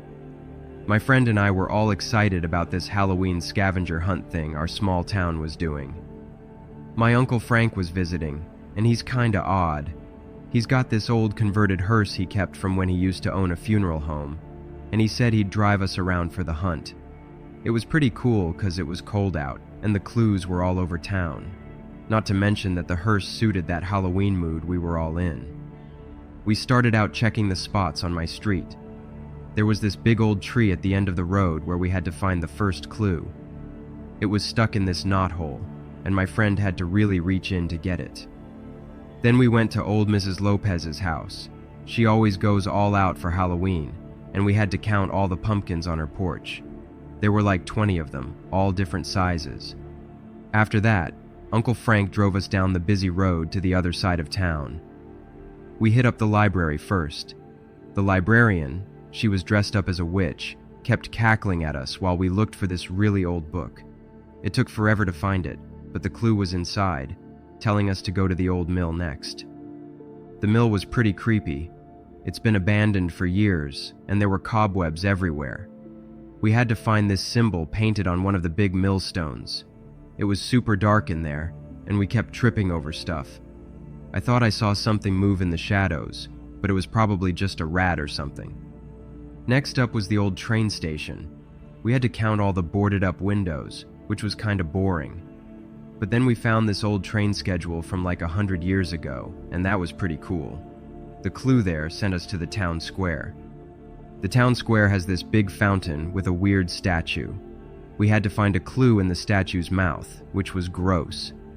My friend had to stick her whole arm in there to get it. While we were doing that, we saw a bunch of other kids running around with flashlights, all trying to solve the clues too. We were making pretty good time, so Uncle Frank drove us to this area of town I'd never been to before. It had more clues, and they were closer together. We went to this old covered bridge first. It was really dark and echoey inside. We had to do a rubbing of this carving on one of the beams to get the next clue. After solving a few more clues, we headed back to the hearse. That's when we noticed this car behind us. At first, we didn't think much of it. Uncle Frank pulled over to let them pass, but they pulled over too. They weren't right behind us, just a little ways back. We drove to the next spot, which was this creepy old house on a hill. The clue was hidden somewhere in the overgrown garden. While we were looking, I kept feeling like someone was watching us. When we got back to the hearse, that car was still there. Uncle Frank drove us to the next location, and the car followed. We went to the old cemetery, where we had to find the town founder's grave for a clue. It was super spooky with all the old gravestones and statues. The car just sat at the entrance the whole time, not moving. By now, we were all wondering what was up with this car. We couldn't see who was driving, just headlights. Uncle Frank decided to try and lose them. He started driving all over town, taking random turns and stuff. But no matter what he did, the car kept following us. We ended up back in our neighborhood, and the car was still there. Uncle Frank drove to the end of my street, which is a dead end. No pun intended. He went around the circle, and the car did the same thing. Now we knew for sure they were following us, and it was getting kind of scary. We asked Uncle Frank if we should stop and run inside to call the cops, since this was before cell phones were a thing. But he shook his head, saying it wasn't a good idea to lead them directly to our house. Uncle Frank then drove out to the main road. The car got closer behind us. He turned onto this quiet street, but the car was still right there. At the end of that street, there was another quiet road. We went left, and yep, they went left too. Then Uncle Frank did this quick U-turn and went back to the road we were just on. He drove back to the main road, and the car was still following, but a bit further back now. We were all trying to figure out who it could be and why they were following us. Just when we were running out of ideas, we saw a cop car on the main road. Uncle Frank got right behind it, and finally, the car that was following us turned off and left. We were all super relieved. Uncle Frank drove us home, and we didn't see the mystery car again. The next day, we finished up the scavenger hunt. It wasn't as exciting as the night before, but we still had fun. We never found out who was in that car or why they were following us, but it sure made for a Halloween we'll never forget.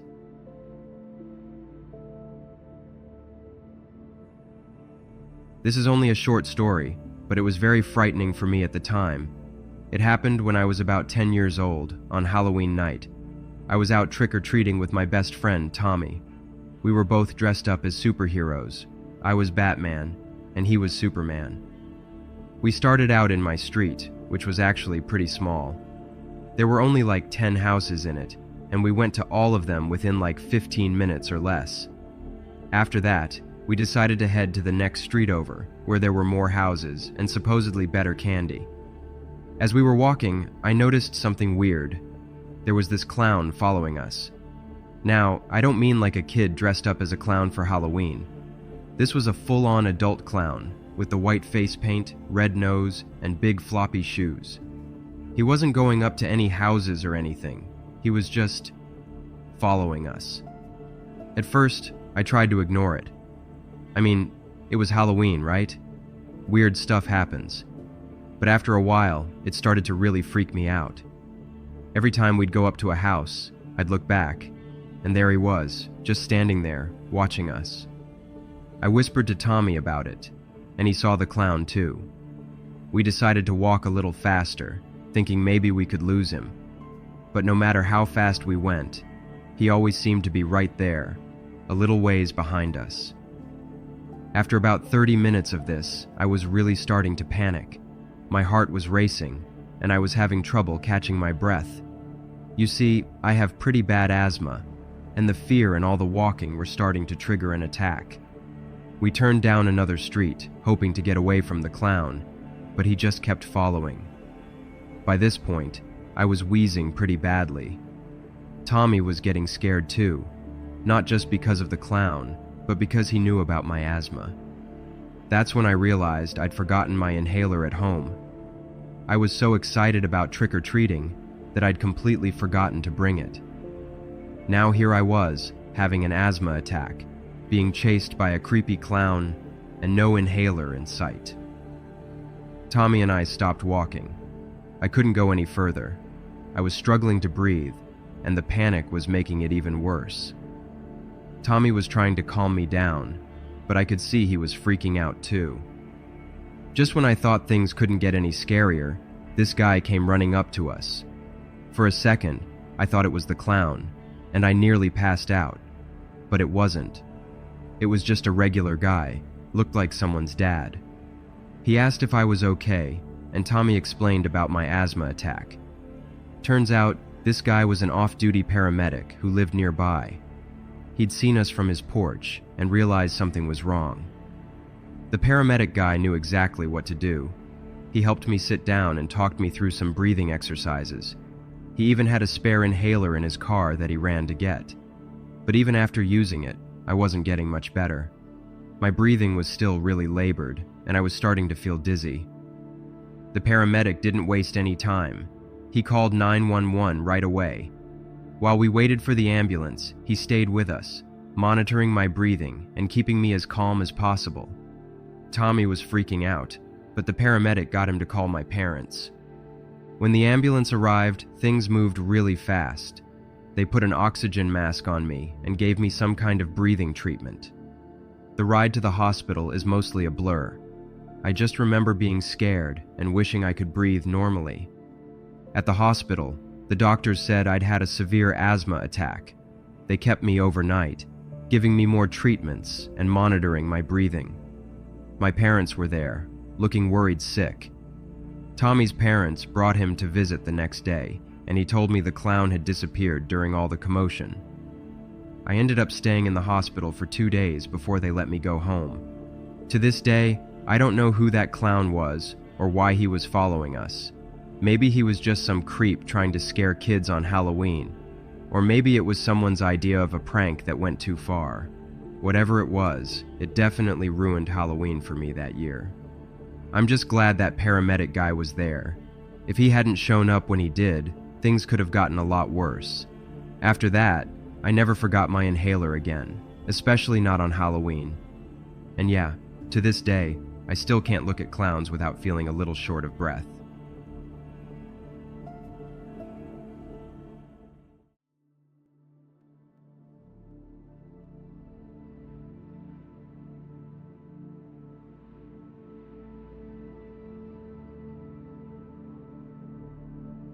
This all happened last year, on Halloween night.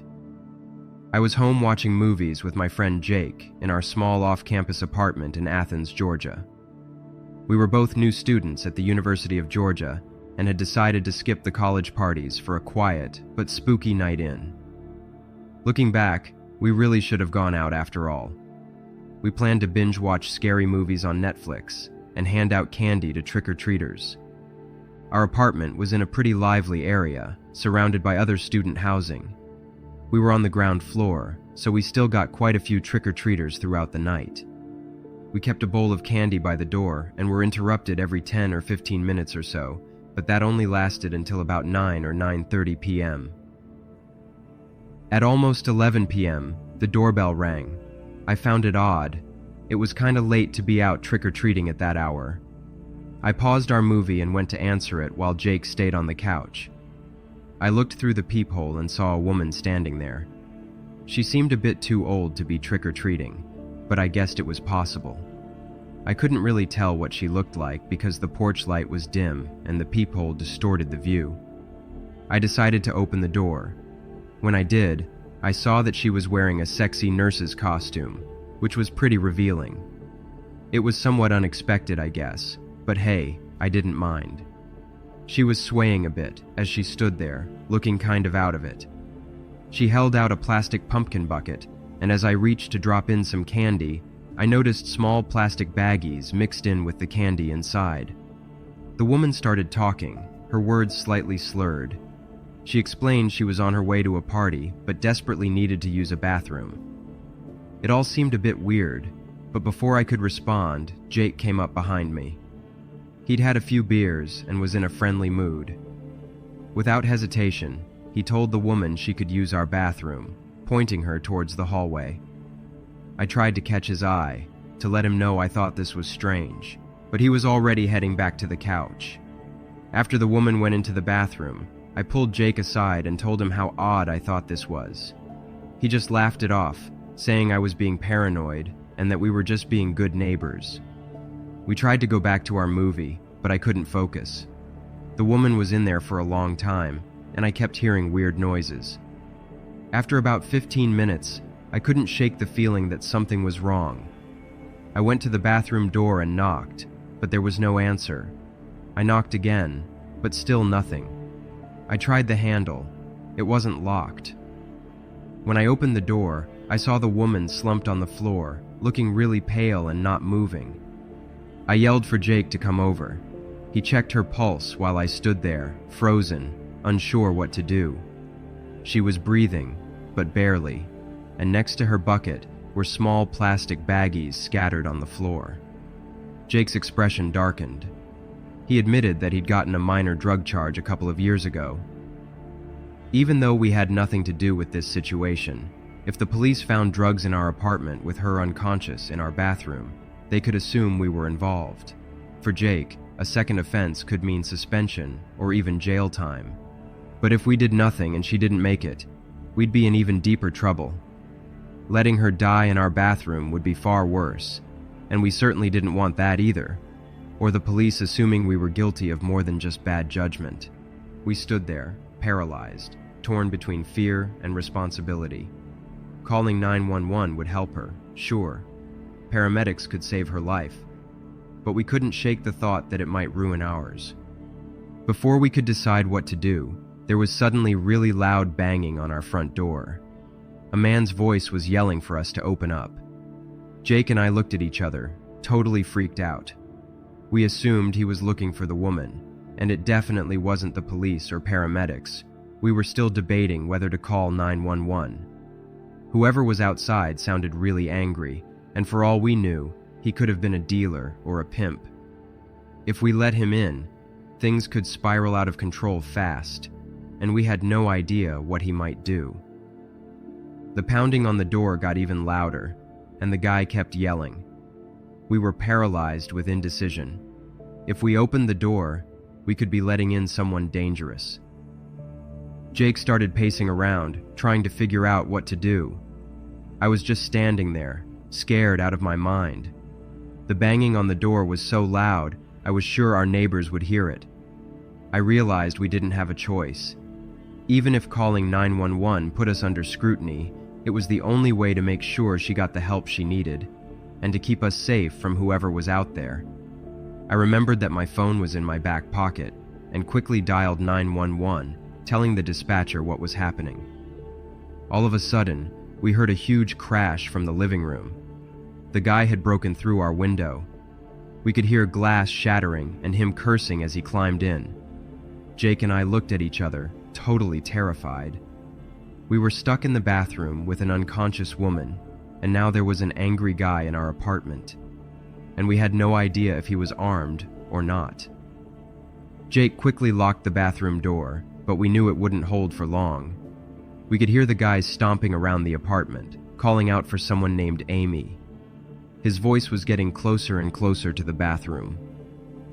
The footsteps stopped right outside the bathroom. For a second, everything was quiet. Then the guy started trying to open the door. When he realized it was locked, he started throwing himself against it. The door was cheap, and we could hear it starting to break. Jake had quickly unscrewed the shower head. Thankfully, it was one of those removable ones with a flexible hose. He was holding it ready, his finger on the hot water knob. I was huddled in the corner, holding onto the woman's wrist and feeling her faint pulse. Finally, the door burst open. A big guy stumbled in, looking worried and angry. He saw Jake with the shower head, me in the corner, and the woman on the floor. For a minute, nobody moved. Then the guy's face changed. He fell down next to the woman and started begging her to wake up. He kept calling her Amy and saying he was sorry. It turned out he was just looking for her, not trying to cause any trouble with us. He seemed really worried about her. The next few hours were crazy. Soon our apartment was full of paramedics and police. They took Amy to the hospital, and we had to answer a bunch of questions. The guy turned out to be her boyfriend. They had gotten into a fight earlier, which was why she had gone out alone. We didn't get into any serious trouble, thankfully. The police seemed to understand that we were just college kids who got caught up in a bad situation. We found out later that Amy survived, but we never heard anything else about her or her boyfriend after that night. That Halloween really shook me up. What was supposed to be a quiet night watching movies turned into the scariest experience of my life. It made me realize how quickly things can go wrong, even when you're just trying to be nice and let someone use your bathroom.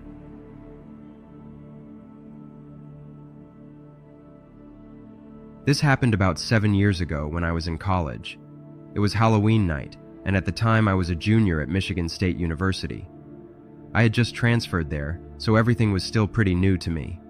That night turned out to be the scariest Halloween of my life, but not for the reasons you might think.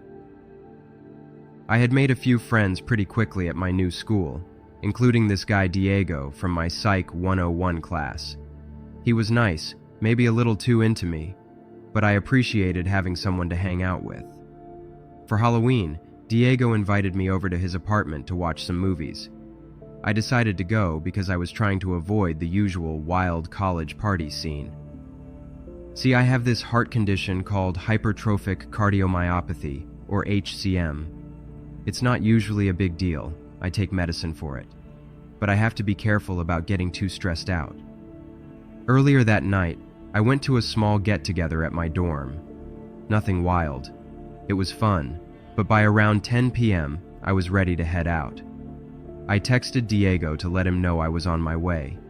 His apartment was about a 15-minute walk from campus. It wasn't too cold out, so I didn't mind walking.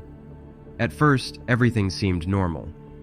The streets were pretty quiet, just a few people in costumes here and there. I walked past a couple of houses still handing out candy to some late trick-or-treaters. But about halfway to Diego's place, I noticed something weird. There was someone walking behind me, maybe a block back. They were wearing this creepy plague doctor costume, with the long black robe and that bird-like mask. I couldn't see any part of the person inside the costume. The mask seemed to glow a bit in the streetlights, making it look even creepier.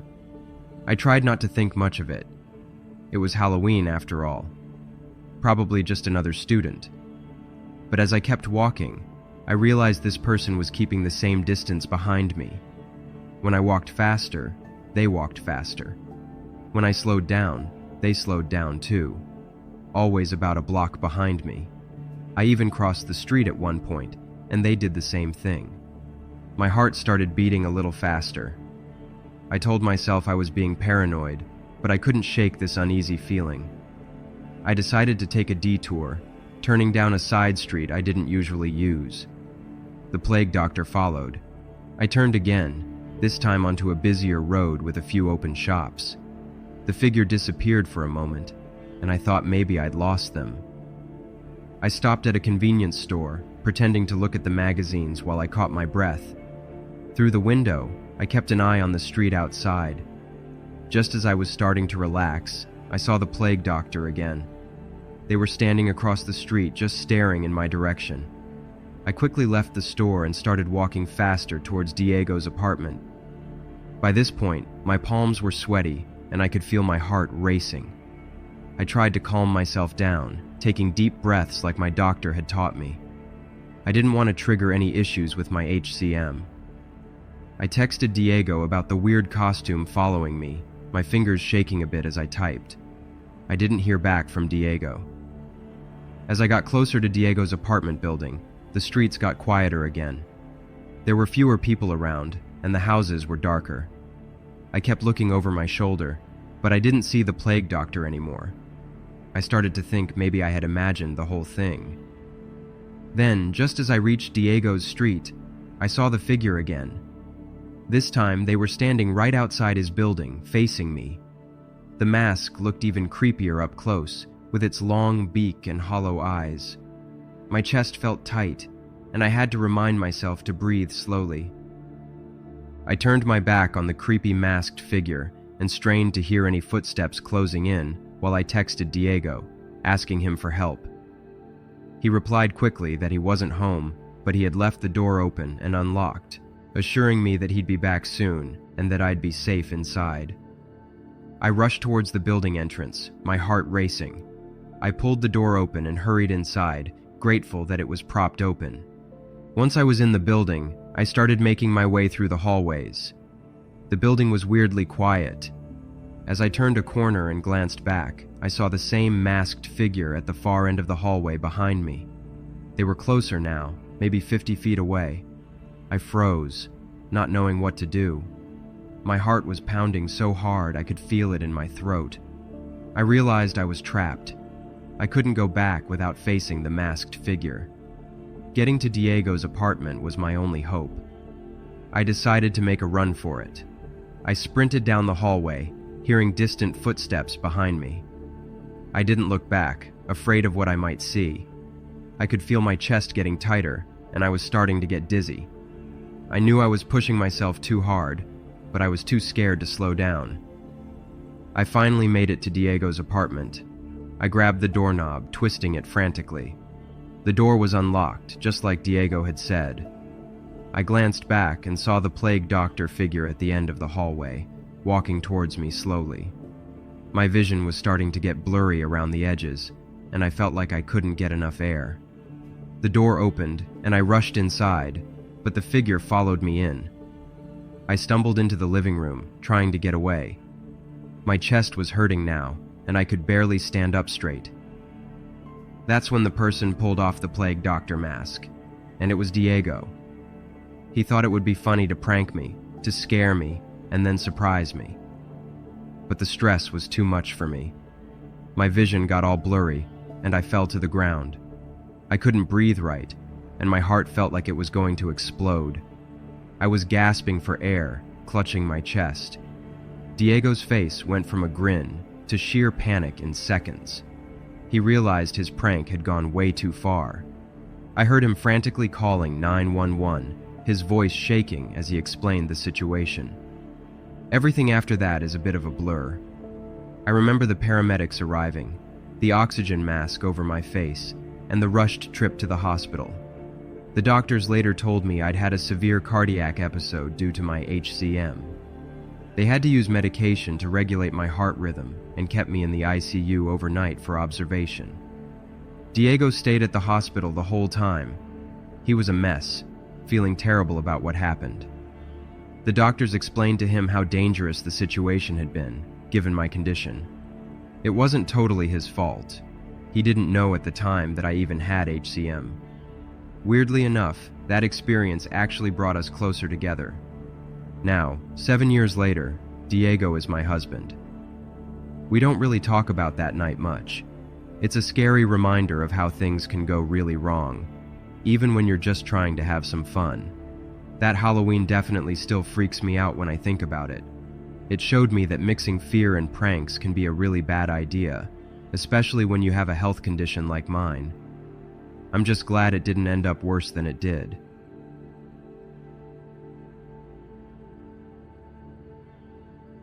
This all happened back in 1999, when I was about 10 years old. It was my first Halloween in America, having been adopted from South Korea late 1998. I never imagined that my introduction to this strange holiday would involve running for my life from a mysterious stalker.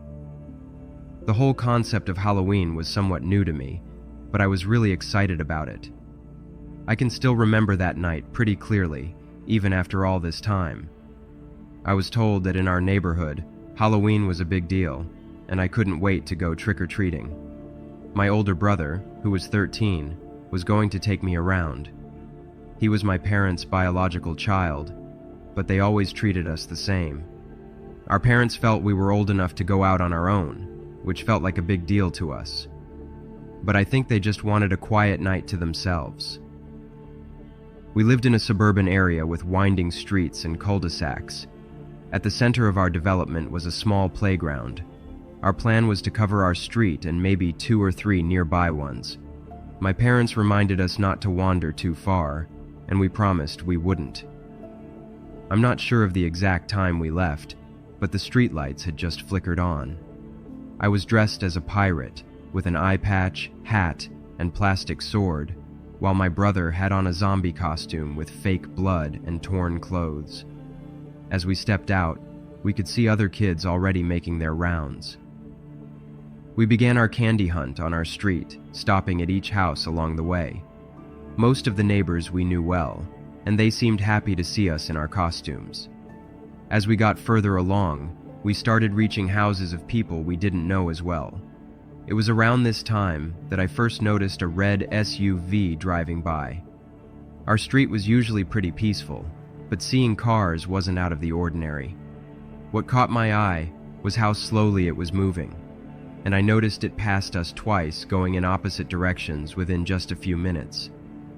I remembered our parents always warning us about cars that drove too slowly, but I thought it might just be someone looking for their kid who was out trick-or-treating.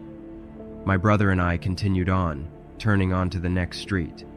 We made our way down one side, crossed over, and started back up the other side towards the playground. As we were almost done with that street, the red SUV drove by us again. This time, my brother noticed it too. He mentioned that we'd seen the same vehicle a few times now, and it was still crawling along. I couldn't make out who was inside or any other details about the SUV. The windows were heavily tinted. As we approached the playground at the end of our street, the SUV appeared again. This time, it slowed to a crawl and then stopped near us. We both stared at it, and the passenger window rolled down. There was a man in the front seat, grinning at us. He held out a large plastic bowl filled with candy and invited us to help ourselves.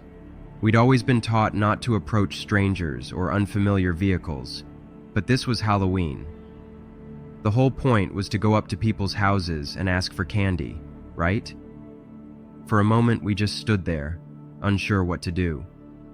The man kept smiling and gesturing for us to come closer, insisting it was okay to take some candy. He was about 15 feet away, and there weren't any other trick-or-treaters or adults nearby. After a brief hesitation, my brother started walking towards the SUV, and I followed close behind. When we reached the vehicle, the man told us to take as much candy as we wanted.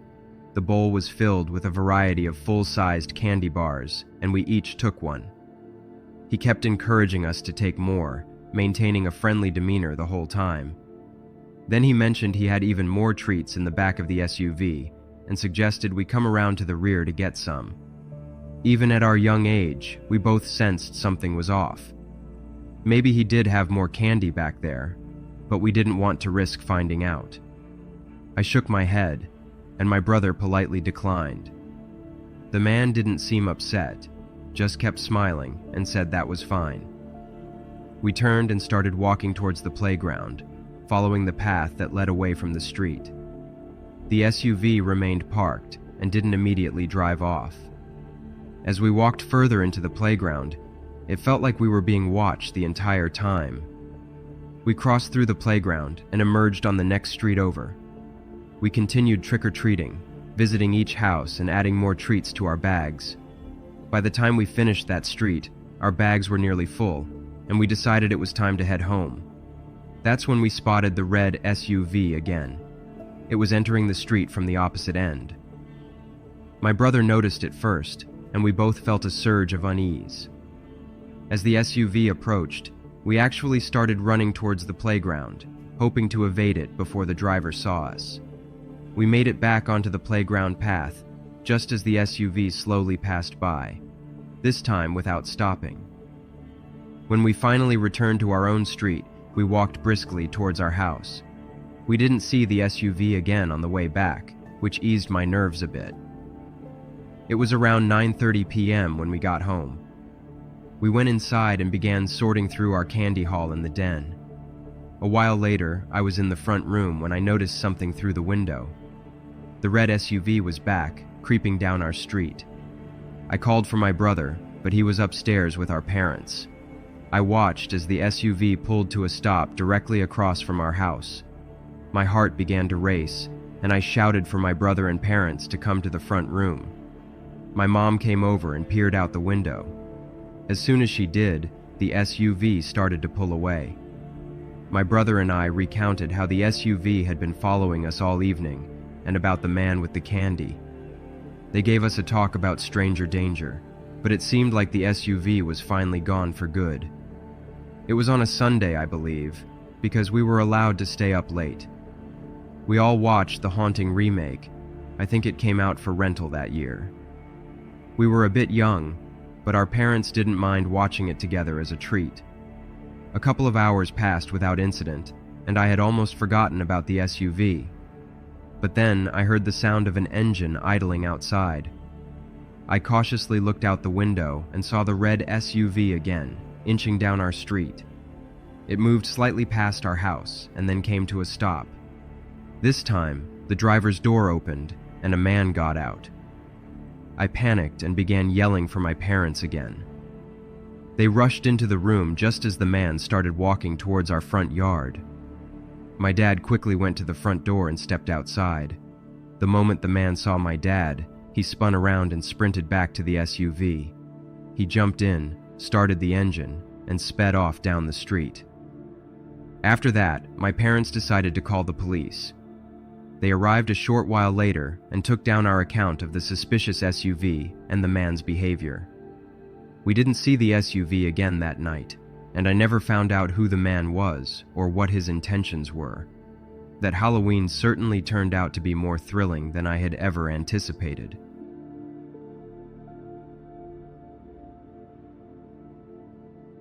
Halloween isn't a big deal for me, but I do put out a few decorations and hand out candy.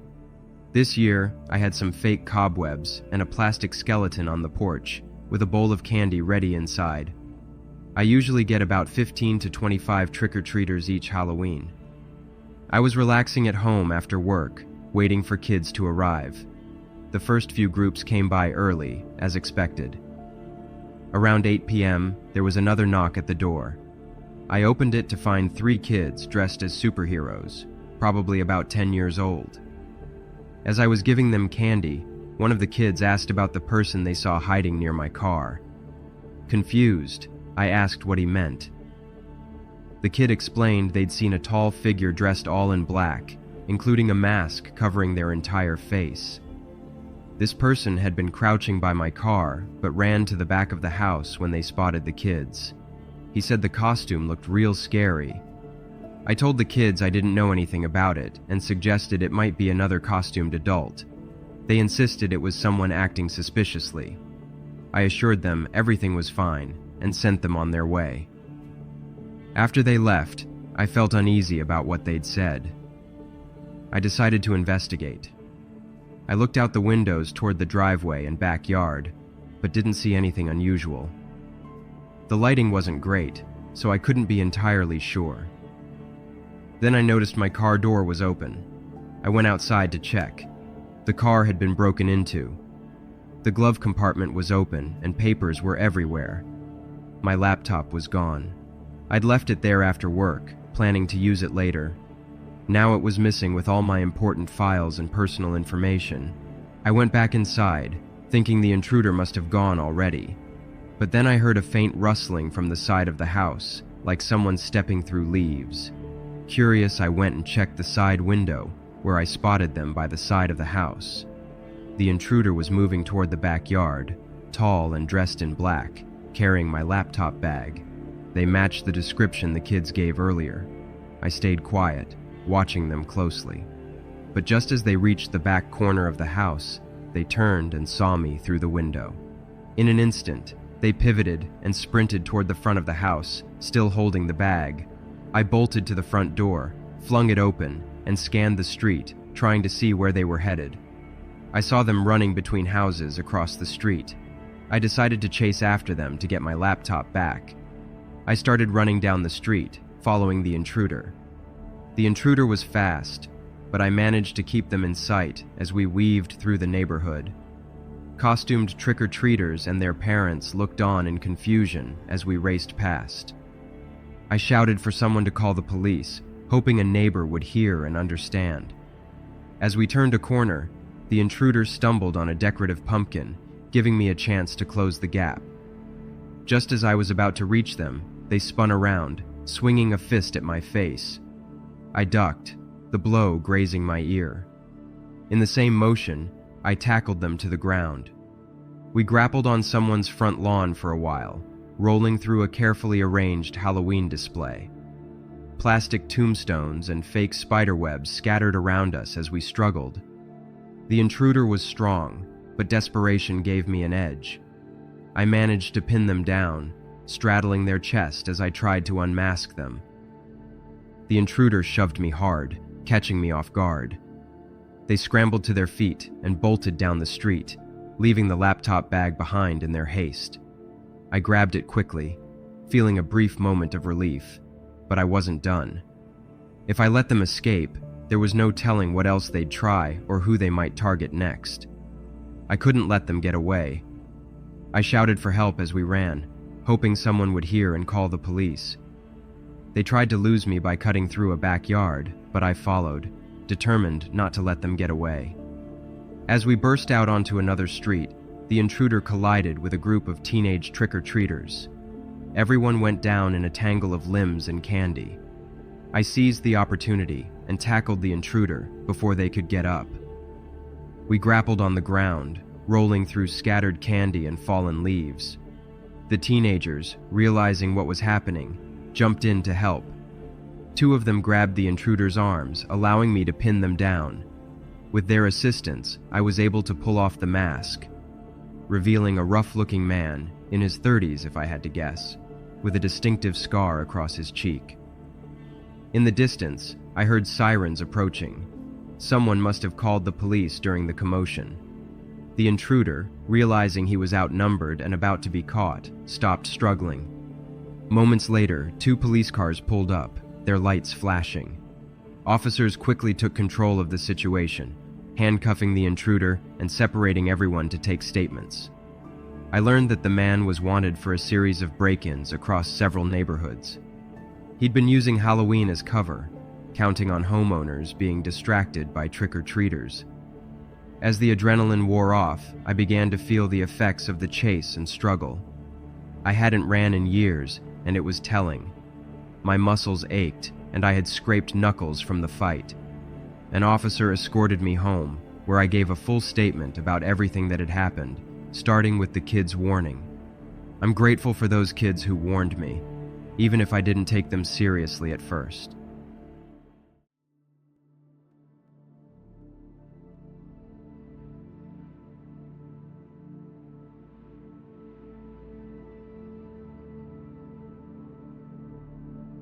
Halloween was always just another quiet night for me, until several years ago. Living alone in my suburban house, I'd settled into the usual routine: hand out candy, watch a scary movie, and wait for the night to pass. But something happened that changed everything, something I still think about every day, and more so when October rolls around.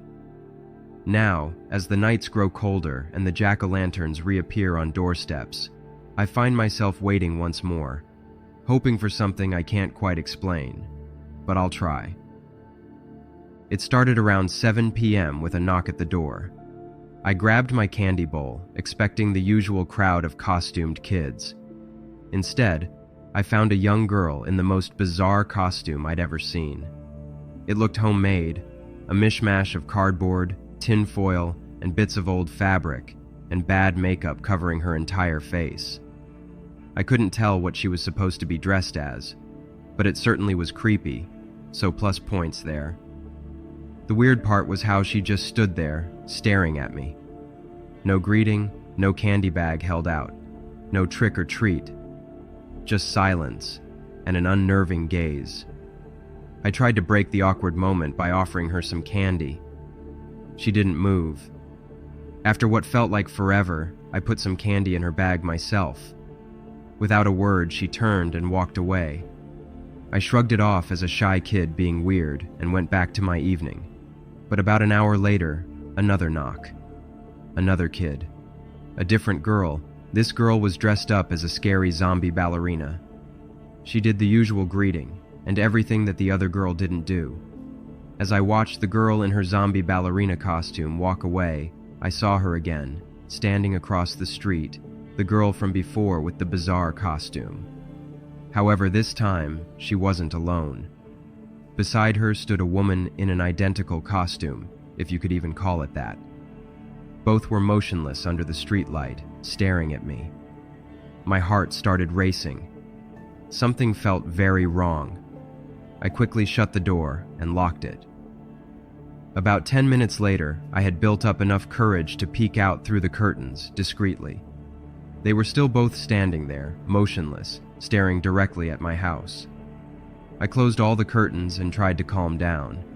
It had to be some elaborate prank. As the night went on, I couldn't shake the feeling of being watched. I thought about calling the police, but what would I say? I was scared of a kid in a weird costume and a woman standing on a public street wearing the very same costume. They'd think I was crazy, and I really felt I was going crazy. Being alone this long wasn't doing me any favors. Around 9 p.m., I was considering going to bed when I heard heavy footsteps on my front porch, followed by loud knocking. I froze. The knocking got more intense, almost frantic. I heard a muffled voice demanding I open up. No way was that happening. Ever since an armed home invasion while I was home a few years prior, that's a story for another day. I'd never been great at confrontations, especially not with strangers, and opening the door to a stranger late at night just didn't feel right. Better to stay safe. I grabbed my phone and crept towards the back of the house. That's when I heard the sound of breaking glass. Whoever they were coming in through the living room window. Panic set in as I scrambled into my ensuite bathroom and locked the door, calling 911 with my shaking hands. I whispered my situation to the dispatcher, terrified the intruder would hear me. I could hear movement through the house, opening doors, searching. My heart pounded so hard I was sure they'd hear it. The footsteps got closer. My bedroom door creaked open. I held my breath, praying they'd realize I wasn't there and give up in frustration. Suddenly, sirens wailed in the distance. The footsteps paused, then quickly retreated. I heard the front door open and slam shut. By the time I worked up the courage to leave my hiding spot, police cars were pulling up outside. The officers searched the house and the surrounding area but found nobody. Unsurprisingly, the woman and the girl in the identical costumes had vanished, though at the time, I couldn't be sure it was really them. But deep down, I knew it had to be. Stranger still, nothing was missing or even disturbed, apart from the broken window. It made no sense. The police took down my story, but I could tell they were skeptical, and rightfully so. With no evidence beyond the broken window, there wasn't much they could do. They said they'd keep an eye on the neighborhood and left me alone in my house. I was too exhausted to tidy up straight away, so I collapsed into bed, though my mind was too busy to get any decent sleep that night. The following day, I started to tidy up.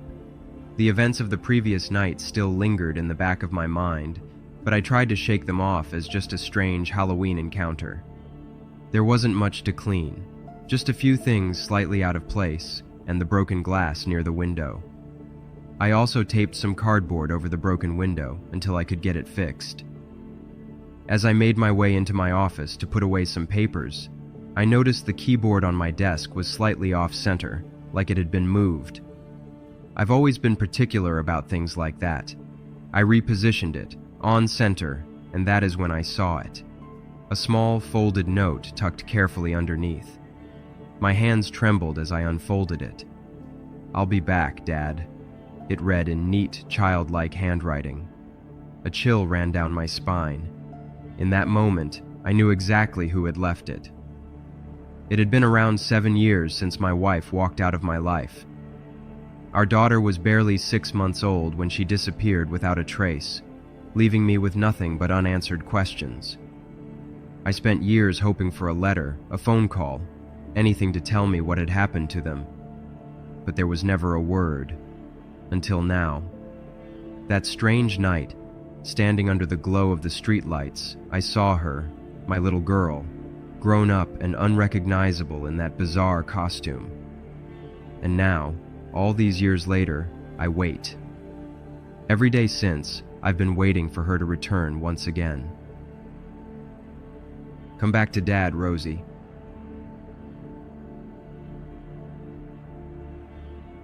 Halloween in our town was always a big deal, but this year, the buzz was all about Nightmare Manor. It was supposed to be the scariest haunted house attraction the area had ever seen, built just for this Halloween season. My friends and I couldn't wait to check it out. Little did we know, the real terror would begin after we left the attraction. The line stretched around the block, filled with excited thrill-seekers. As we waited, the screams from inside sent shivers down our spines. Ken and David joked nervously about who'd chicken out first, while Linda, Wanda, and I tried to act brave. The anticipation was killing us. Finally, it was our turn. We stepped into the dimly lit foyer, the musty smell of old wood and artificial fog hitting us hard. The atmosphere was electric, a mix of fear and excitement palpable in the air. We huddled close together as we made our way through the winding corridors. The first few rooms were standard haunted house fare, jump scares, creepy dolls, and actors in grotesque makeup lunging at us from dark corners. We screamed and laughed, clinging to each other as we navigated the twisting path. The strobe lights disoriented us, making it hard to tell what was real and what was just our imagination. In one room, a zombie bride lurched towards us, her tattered veil trailing behind her. Linda screamed so loud I thought my eardrum would burst.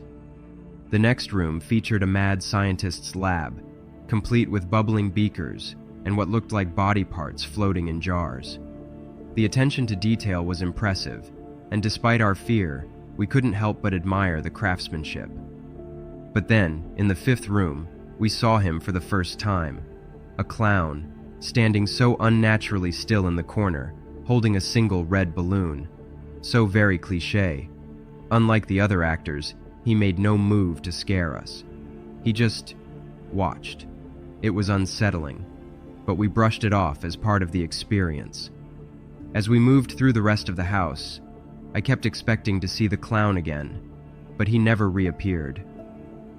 The final room was a maze of mirrors, and we stumbled through it, laughing at our own distorted reflections and jumping at every shadow. When we finally emerged from the exit, we were breathless and exhilarated. The cool night air was a welcome relief after the stuffy interior. We headed towards a nearby food stand, eager to grab some snacks and compare our favorite scares. That's when Wanda grabbed my arm. Her face was pale. I followed her gaze and felt my blood run cold. There, across the street, was the same clown from inside, still holding that red balloon. We tried to rationalize it. Maybe it was part of the attraction, a clever way to extend the experience beyond the house itself. We ducked into a crowded arcade, hoping the noise and people would throw him off. For a few minutes, we thought we'd lost him. We even started to relax, playing a few games and trying to forget about our creepy stalker. But as we exited the arcade, there he was, with his red balloon, standing directly across the street, watching. We gathered together, frantically trying to decide what to do. Finally, we agreed to head to Ken's house nearby. As we walked, we kept looking over our shoulders. We took a roundabout route, hoping to throw him off our trail. But as we approached Ken's driveway, our relief was short-lived. There, illuminated by the streetlight, stood the clown. The red balloon bobbed gently in the night breeze, a stark contrast to the terror that gripped us. We bolted inside, locking every door and window. Ken's parents were out, leaving us alone in the eerily quiet house. We called the police, our voices shaking as we tried to explain the situation. They promised to send a car out, but it felt like an eternity as we waited. The silence was broken by the shrill ring of the doorbell. We froze, eyes locked on the front door. Through the peephole, we could see him, the clown, standing motionless on the porch, that damn red balloon still in his hand. The doorbell rang again, and again, We gathered together in the living room, as far from the doors and windows as possible. The ringing stopped, replaced by a slow, methodical knocking. Linda started crying, and David looked like he was going to be sick. I felt helpless, my mind racing with possible scenarios, each one worse than the last. Just when we thought we couldn't take it anymore, we heard the blessed sound of sirens in the distance. The knocking ceased abruptly. By the time the police arrived, the clown had vanished without a trace. The officers, with a smirk on their face, took our statements. I could tell they thought it was funny. A creepy clown following a group of teenagers on Halloween. It sounded like the plot of a bad horror movie. As the adrenaline wore off, exhaustion set in. We decided to spend the night at Ken's, too scared to venture out again. Sleep didn't come easy. We took turns keeping watch, though none of us really slept. When morning finally came, we breathed a collective sigh of relief. We survived Halloween 2016. In the harsh light of day, last night's terror seemed almost silly. We laughed nervously, trying to shake off the lingering fear. But as I was leaving Ken's house, someone caught my eye. Walking down the street was a man, casually dressed, holding a single red balloon.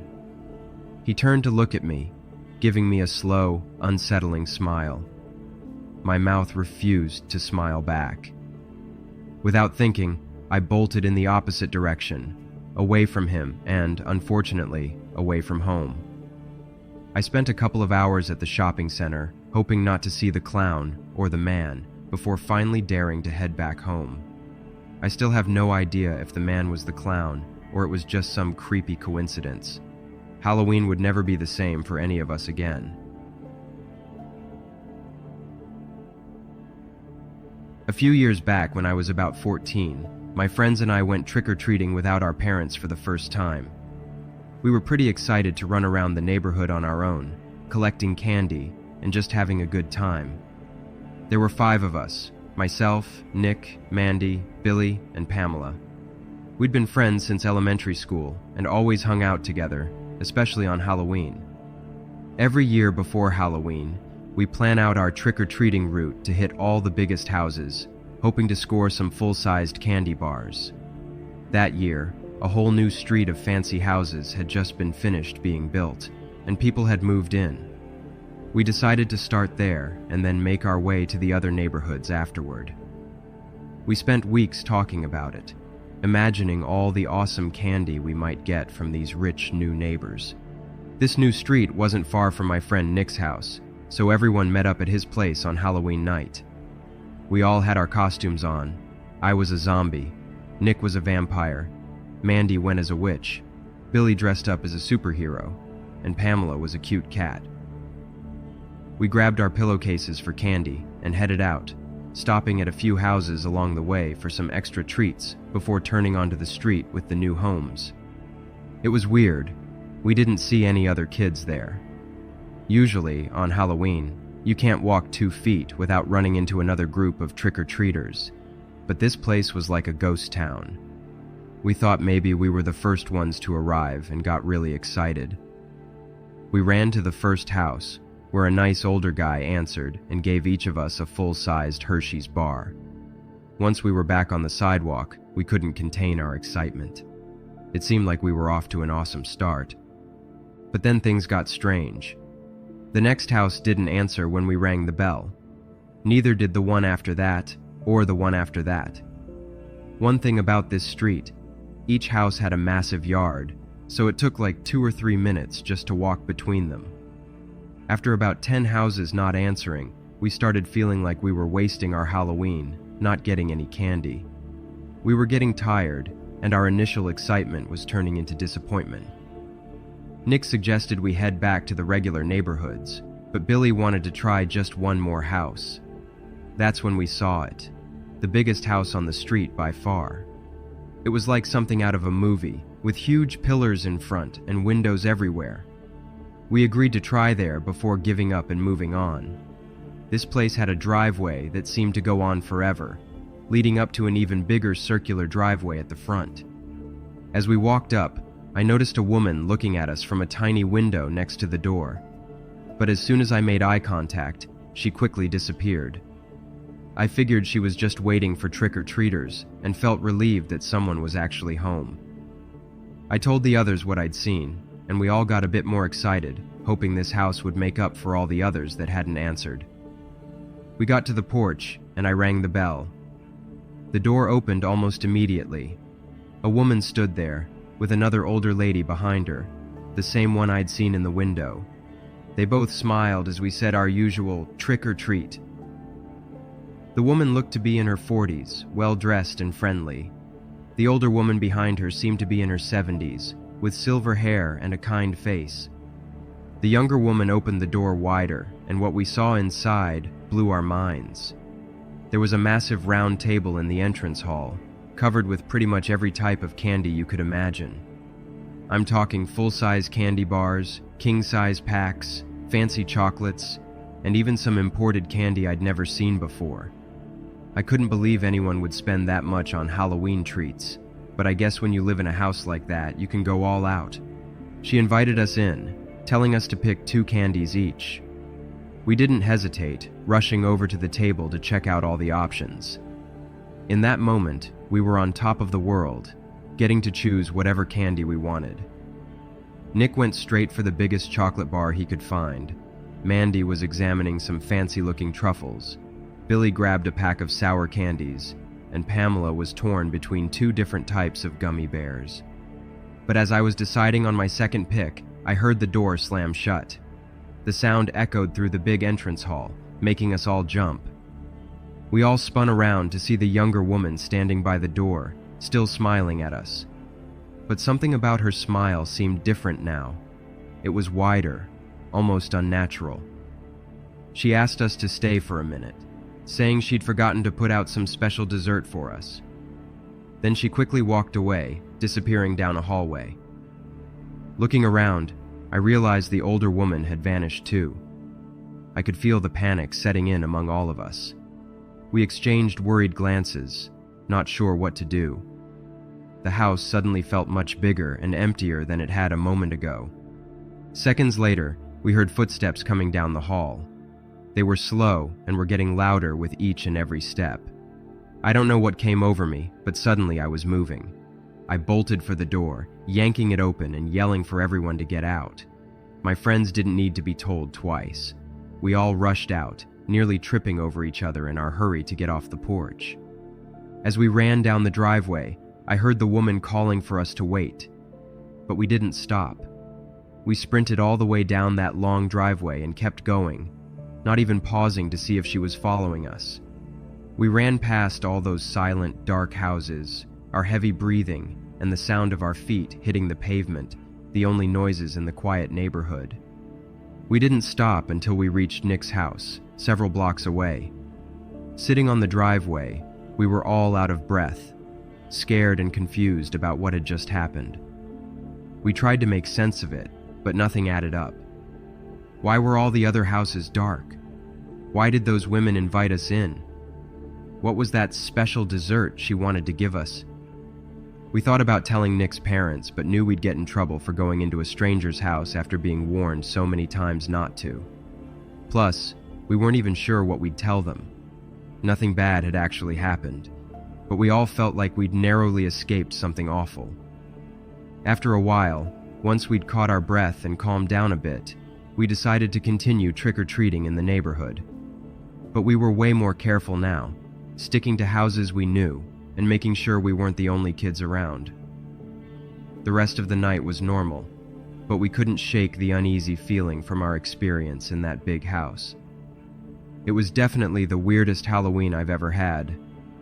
My friends and I still talk about it every year, wondering what those women were up to and what might have happened if we'd stayed for that special dessert. We've come up with all sorts of theories over the years, from harmless pranks to more sinister possibilities, but we'll never know for sure. Looking back, I still can't explain what was going on in that house. Maybe it was just some weird rich people thing, or maybe something more dangerous. We never went back to that neighborhood for trick-or-treating again, sticking to the familiar streets where we felt safe.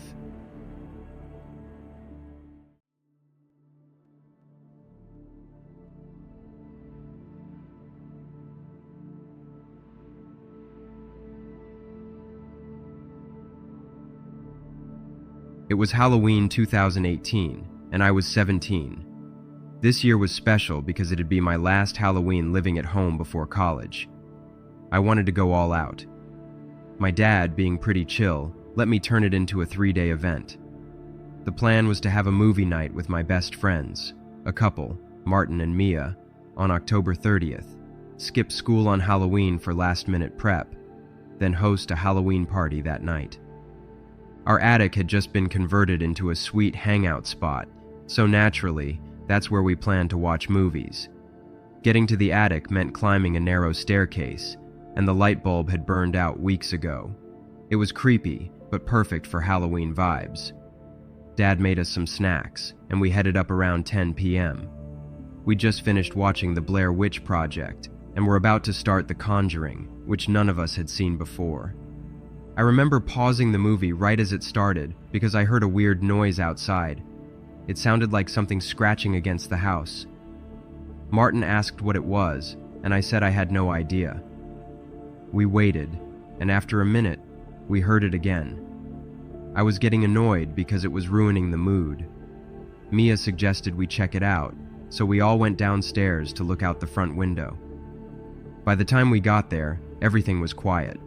We stood there for a good 5 minutes, but nothing happened. We went back up to the attic and decided to ditch the movie. Instead, we just hung out and talked. Around 2 a.m., Martin and Mia fell asleep, but I was still wide awake. That's when I heard the scratching sound again. I was too tired to investigate, figuring it was probably just the wind or a tree branch. The next day flew by. Before I knew it, the Halloween party was in full swing. The attic was decked out with fake cobwebs, jack-o'-lanterns, and spooky lights. About 20 people showed up, all in costume. My girlfriend Tiffany came as a vampire, and I was a zombie. The party was going great until around 11 p.m. when the music suddenly cut out. I went to check the speakers and realized the power was out. This had never happened before unless there was a storm. I checked my phone, but the weather app showed clear skies. I told everyone to stay put while I checked the breaker box in the garage. Tiffany insisted on coming with me, even though she gets spooked easily. As we walked through the house, I started feeling uneasy. The garage door creaked as I opened it, making Tiffany jump. I found the breaker box and flipped the switches, but nothing happened. That's when we heard a noise from outside. It sounded like footsteps on gravel. I slowly opened the side door of the garage, peering out into the darkness. Our property backs up to a cornfield, and I could see the corn stalks swaying in the moonlight. Something didn't feel right. I was about to close the door when I saw a scarecrow at the edge of the field. It was just standing there, arms outstretched, like always. I shrugged it off and went back inside. I told Tiffany it was probably nothing, just the usual creepy vibes from the cornfield at night. We went back inside and told everyone the power company was probably working on it. People started to leave, and soon, it was just Tiffany and I. We decided to camp out in the living room since the attic was too dark without power. As we were setting up blankets on the couch, a chilling thought hit me. Wait a minute. There's never been a scarecrow in that part of the field. My heart started racing. I ran back to the window and looked out. The scarecrow was gone. I felt a cold sweat break out on my forehead. I tried to rationalize it. Maybe I was mistaken about where I saw it. Or maybe the darkness was playing tricks on my eyes. But deep down, I knew something was very wrong. I turned to Tiffany, trying to keep my voice steady. I told her we might have a problem. Someone might be out there, watching the house. She looked at me like I was crazy at first, but she must have seen the fear in my eyes because she quickly became serious. We double-checked all the locks on the doors and windows, drawing the curtains tight. Every little sound made us jump. We were both too scared to sleep, so we just sat there in the dark, waiting for morning or for something to happen, whichever came first. Around 3 a.m., I woke up to a tapping sound on the window. I froze, remembering the figure from earlier. The tapping got louder, Tiffany woke up, asking what was going on. I told her to be quiet and stay put while I checked it out. I crept to the window, heart pounding.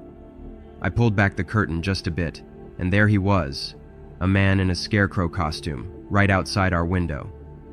His face was pressed against the glass, the mask's stitched grin staring directly at me.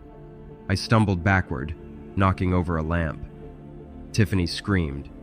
The man started banging on the window. I grabbed Tiffany's hand and ran upstairs to my parents' room, locking the door behind us. We could hear glass shattering downstairs.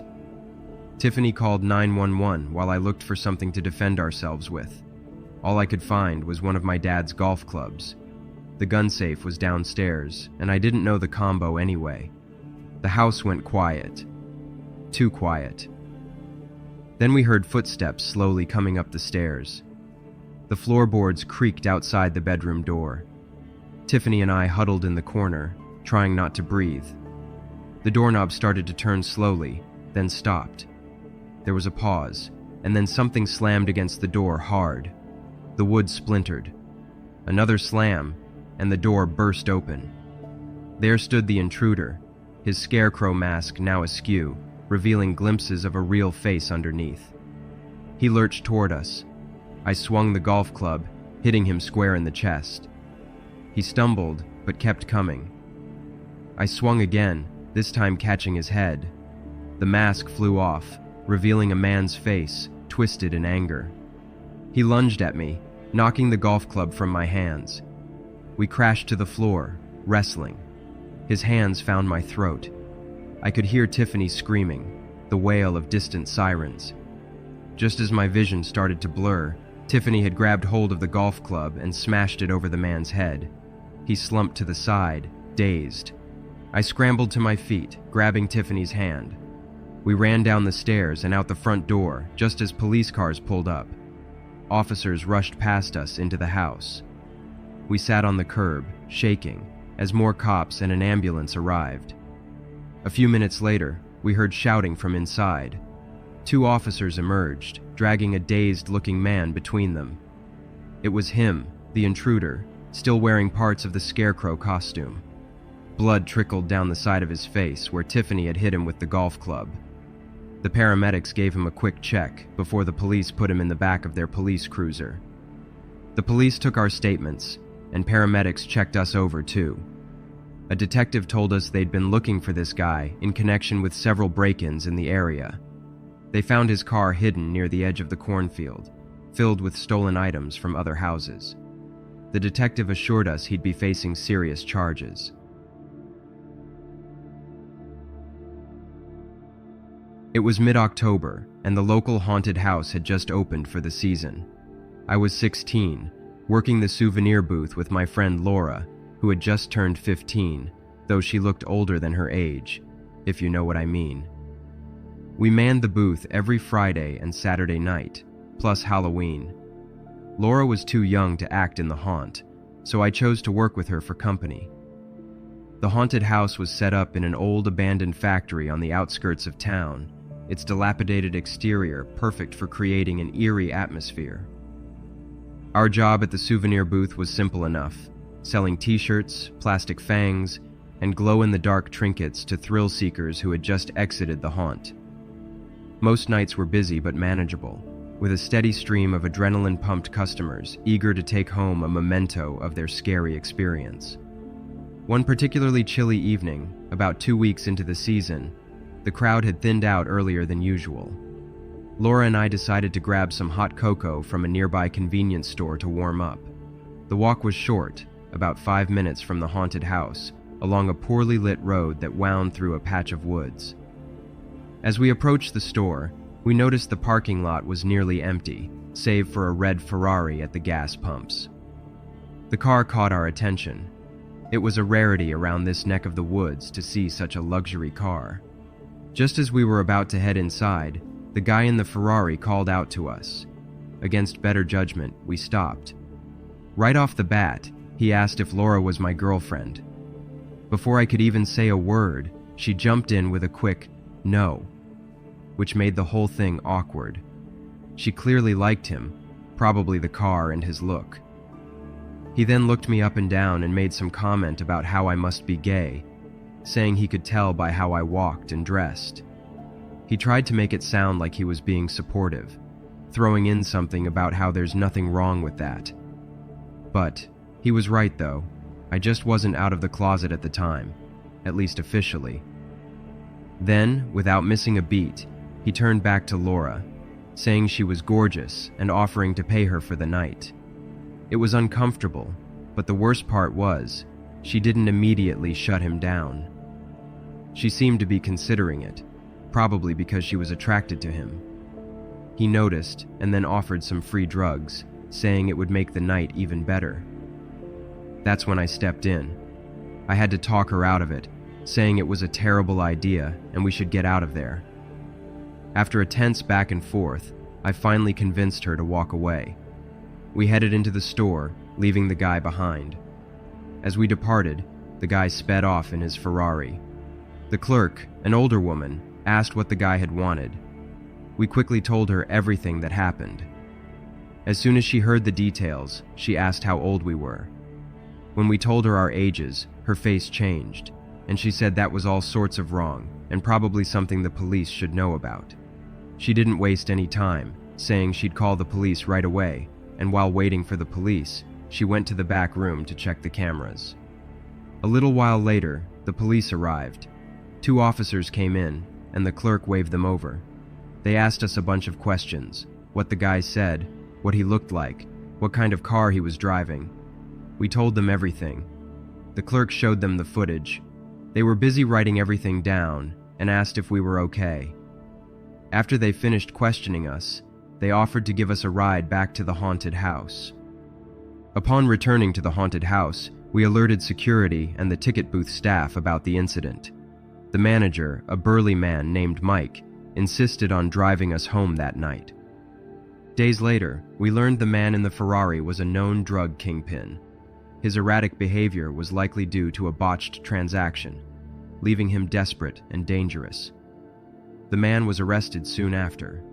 He claimed he had no idea how young my friend was, saying she looked at least 18, which, to be fair, was true. Though, that certainly doesn't excuse his advances. The incident cast a shadow over the remainder of the spooky season. It ain't just the dead that are spooky. Sometimes people are spookier.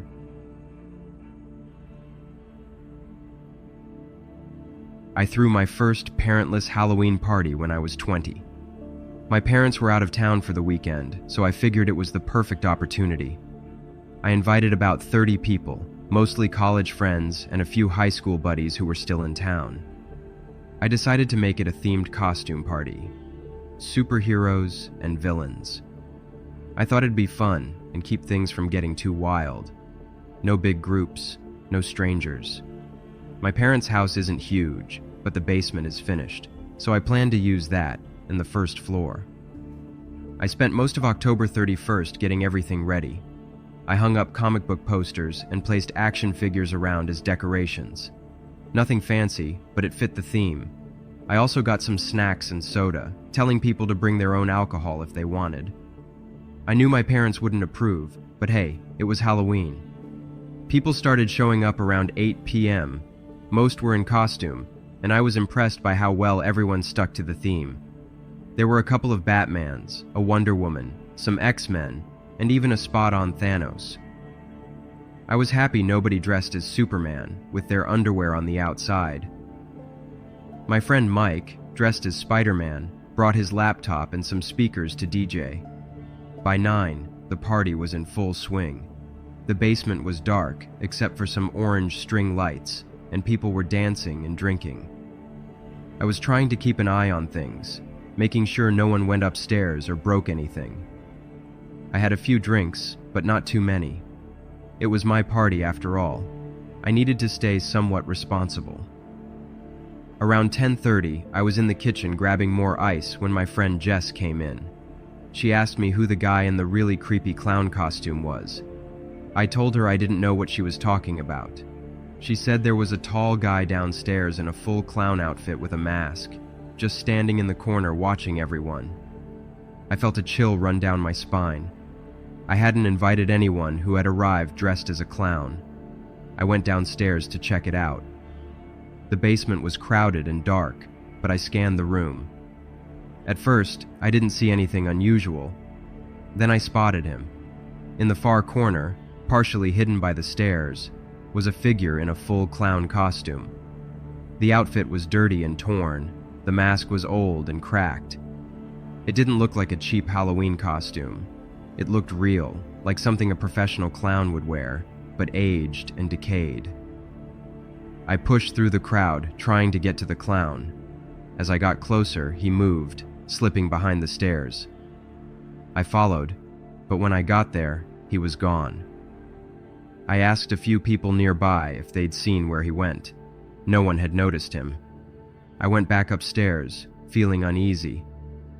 I did another walk through the first floor, checking all the rooms. Nothing seemed out of place.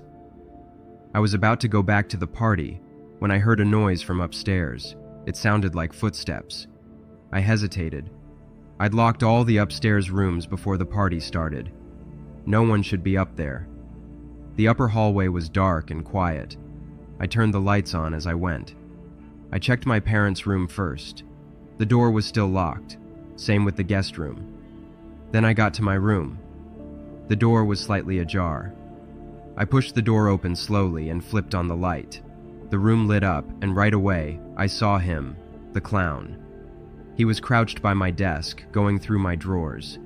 He turned around, and that's when I realized he wasn't wearing a mask, it was makeup, and the makeup was smeared and cracking, revealing patches of pale, wrinkled skin underneath. I yelled for him to get out. He stood up slowly, much taller than I'd realized. In his hand, he held something. It took me a second to recognize it. It was an old photo of me as a kid at my 7th birthday party, which was held at a park.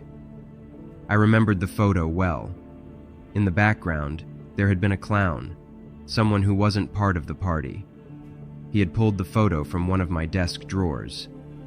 The clown took a step toward me. I grabbed my baseball bat from my room. I backed into the hallway while holding the baseball bat up like a weapon.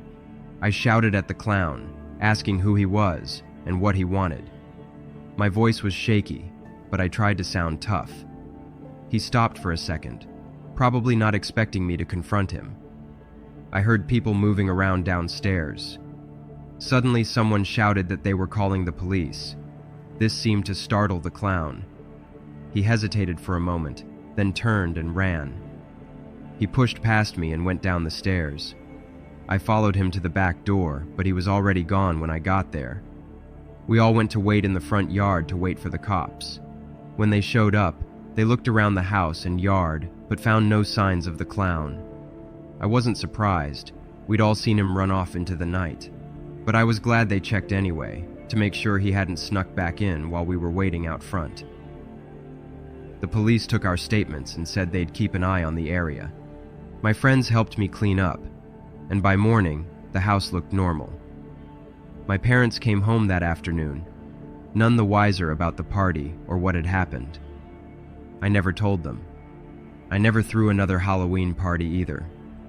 A few days after Halloween, I was cleaning my room when I found the photo again, the same one I'd seen the clown holding. He must have dropped it. I picked it up, studying it closely. The clown in the background was blurry, but I could make out some details I hadn't noticed before. The costume was similar to what the intruder wore, just less worn. The makeup style was the same too.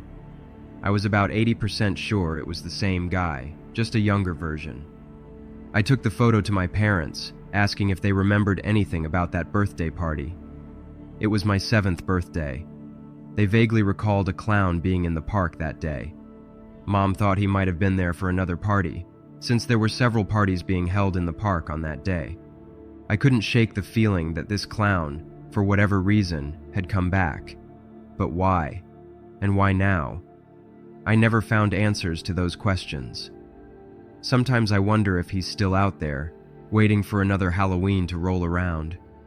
I've thought about digging deeper into what happened at that birthday party, trying to figure out who that clown was and why he was there.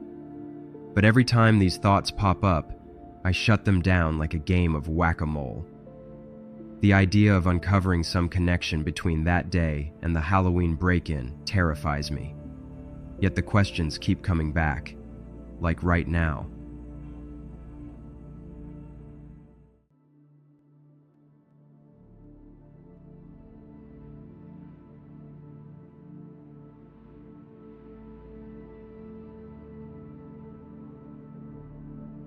At the age of 14, I embarked on what would become my most memorable Halloween adventure.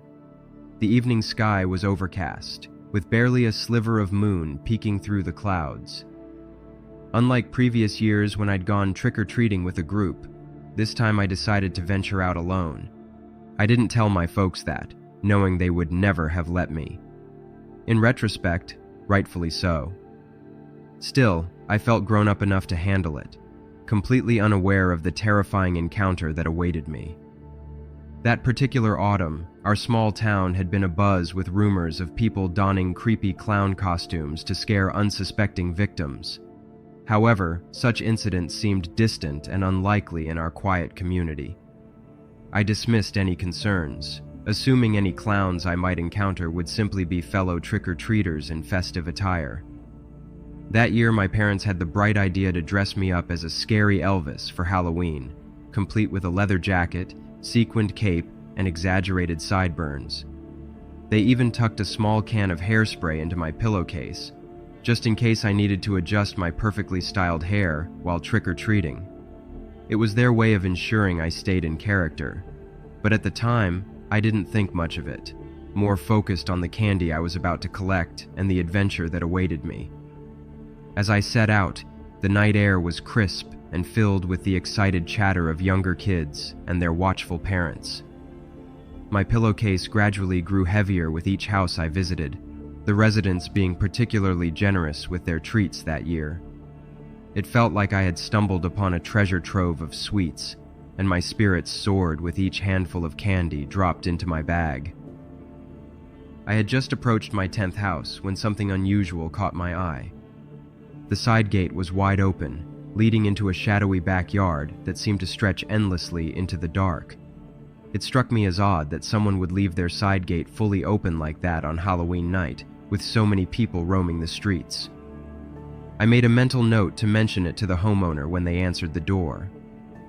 As I stepped onto the porch, poised to ring the doorbell, an unsettling noise from my left made me freeze. Turning slowly, I saw a figure emerging from the shadows of the opened side gate. My heart began to race as I realized it was a clown, its face painted in garish colors that seemed to glow in the dim light. Instinctively, my hand tightened around the small flashlight my parents had insisted I carry. The clown began to approach. I attempted a greeting, hoping to dispel the growing tension, but the clown merely tilted its head in an unnervingly bird-like manner and continued its advance. I haven't mentioned it before, but I just hated clowns. They had always freaked me out. And they still do, to this day. Alarm bells started ringing in my head as I began to back away, clutching my candy-filled pillowcase like a shield. The clown's pace suddenly quickened, and in the streetlight's glow, I caught a glimpse of something in its pocket. With horror, I realized it resembled the butt of a gun. My heart raced, and every instinct told me to run, but I was frozen in place, unable to tear my eyes away from the disturbing figure. A voice in my head tried to rationalize the situation, insisting it must be an elaborate Halloween prank. But my instincts screamed danger, and I decided to trust them. As I turned to run, my foot caught on an uneven part of the sidewalk, sending me sprawling to the ground. My candy scattered across the pavement, and the small can of hairspray tumbled out of the pillowcase, landing close by, the lid popping off as it hit the ground. I managed to keep hold of my flashlight. Panic surged through me as I lay there, feeling cornered and vulnerable. The clown was getting closer, now only about 6 feet away. In a desperate move, I grabbed the can of hairspray and aimed it directly at the clown's face. With trembling hands, I pressed down, releasing a powerful spray into its eyes. The sudden blast caused the figure to stumble back, disoriented, and the object, a gun, fell out of its pocket and clattered to the ground. The clown let out a string of colorful expletives, its voice decidedly human and male. Then, to my surprise, instead of retreating back to the side gate, the clown bolted towards the street with shocking speed. To my disbelief, it jumped onto a parked car, sprinting across its roof, then leaping effortlessly onto the road, then onto the next vehicle. I watched in stunned silence as it dashed down the middle of the street, using parked cars like stepping stones, before vanishing into the distance. As the adrenaline began to subside, a nervous laugh escaped my lips. The absurdity of the situation hit me, and I found myself giggling uncontrollably. Still shaken, I approached the dropped object, expecting to find a prop. My laughter died in my throat as I lifted it, feeling the substantial weight and cold metal of what looked like a real gun. Reality came crashing down, and I dropped the weapon as if it had burned me. Without a second thought, I abandoned my spilled candy and hurried home, my heart pounding with each step. Back in the safety of my house, I recounted the terrifying experience to my parents, who immediately alerted the authorities. Furious that I had gone out alone, they grounded me for weeks, ensuring I wouldn't forget the danger I had put myself in that night. The police conducted a thorough search of the area, but found no trace of the mysterious clown or gun. They paid a visit to the house where everything went down, and the shocked homeowner claimed to have been out at a Halloween party that evening. Their alibi was later verified. However, several reports came in about minor damage to car roofs, trunks, and hoods, dents and scuff marks where it had sprinted across. From then on, I approached Halloween with a mix of excitement and caution, always remembering the year when the holiday's spooky facade gave way to a genuinely frightening encounter. While I continued to enjoy the festivities in subsequent years, I never again went trick-or-treating alone. Now, as a parent, I make sure to escort my kids every year, and probably will until they're too old to trick-or-treat.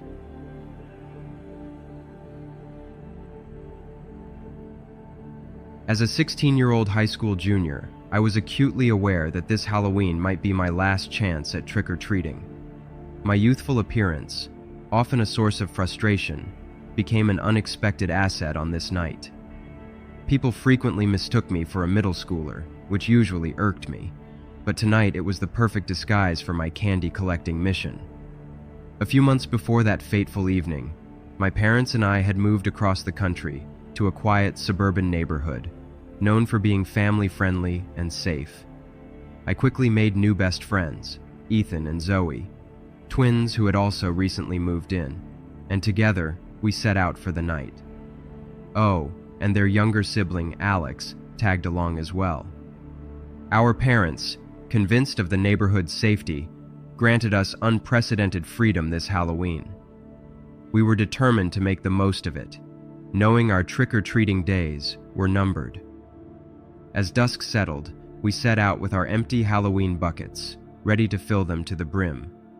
The air was crisp, and the streets were alive with the excited chatter of younger children and the rustle of fallen leaves. We moved from house to house, our buckets growing heavier with each doorbell ring. Time slipped away, and the streets began to empty. Our parents, who had been discreetly shadowing us, decided it was time to head home. We protested, pleading for a few more houses. After some deliberation, they reluctantly agreed to let us continue alone, reminding us to stay within the community and return to the siblings' house soon. With newfound independence, we felt invincible. Our buckets were already straining under the weight of our sugary loot, but we craved more. After wandering for about an hour longer, Alex started complaining about being tired and scared of the increasingly spooky decorations. Ethan suggested we call it a night. Despite Zoe and my best efforts to persuade him otherwise, he and Alex headed back to their house. Now, it was just the two of us, Zoe and me. Honestly, I was a bit bummed, as I had a crush on Ethan at the time. Not that he ever knew it, or at least, I don't think he did. As we wandered deeper into the neighborhood, the street lamps cast long shadows, and an eerie silence settled around us. That's when we first noticed the vehicle, a sleek, dark, sporty car that seemed out of place among the familiar family cars. Initially, we dismissed it, but as we zigzagged from house to house, its presence became increasingly unsettling. The car mirrored our every move. When we paused, it idled. When we walked, it crawled along behind us. A sense of unease crept over me, and I could tell by her tense posture that Zoe felt it too. As we turned onto Zoe's street, relief washed over me at the sight of her house in the distance. The sports car suddenly accelerated. It pulled alongside us, and the tinted window rolled down. The driver's face came into view, pale and gaunt, his eyes almost piercing right through us. He had some kind of Halloween costume on, complete with makeup and all, but we had no clue what he was supposed to be. Probably something from his generation. His grin, though, was the worst part. It made my skin crawl. He addressed us. His voice was real creepy. He commented on our costumes, saying how beautiful we looked in them, his gaze lingering uncomfortably. Then, he extended an invitation for us to get in, offering to drive us wherever we needed to go. He suggested grabbing a bite at McDonald's, or maybe catching a late-night Halloween movie. Panic seized us. Without a word, we exchanged glances and bolted towards her house. Adrenaline surged through me as I ran faster than I ever had before. The house seemed impossibly far away, and I could hear the car's engine revving behind us. I didn't dare look back, focusing only on the path ahead. My legs burned and my lungs ached, but fear propelled me forward. All I could think about was getting to safety. His creepy voice was all the motivation I needed to keep running. Just as we reached her front yard, we heard the car's tires screech. The driver shouted something, but we didn't stop to listen. We burst through the front door, slamming it behind us and engaging every lock. Our parents, who had been chatting in the living room, jumped up in alarm at our sudden entrance. Between gasps for air, we recounted our terrifying experience. Their father immediately called the police, while our mothers tried to calm us down. Law enforcement arrived promptly, taking our statements and promising to patrol the area. However, they never found the man or the mysterious sports car. The only upside to the night was Ethan trying to comfort me afterward and admitting he regretted leaving us.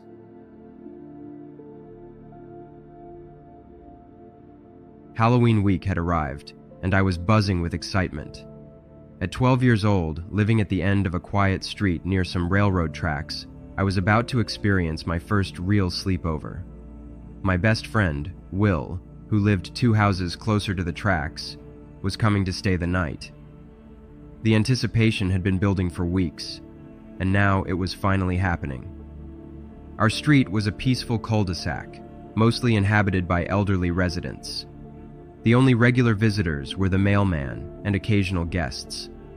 This made Will's impending visit even more thrilling. I'd spent countless afternoons at his house, but this was different. This time, he'd be staying in my room, sharing my space, and experiencing my daily life. The day of the sleepover, I woke up early, unable to contain my excitement.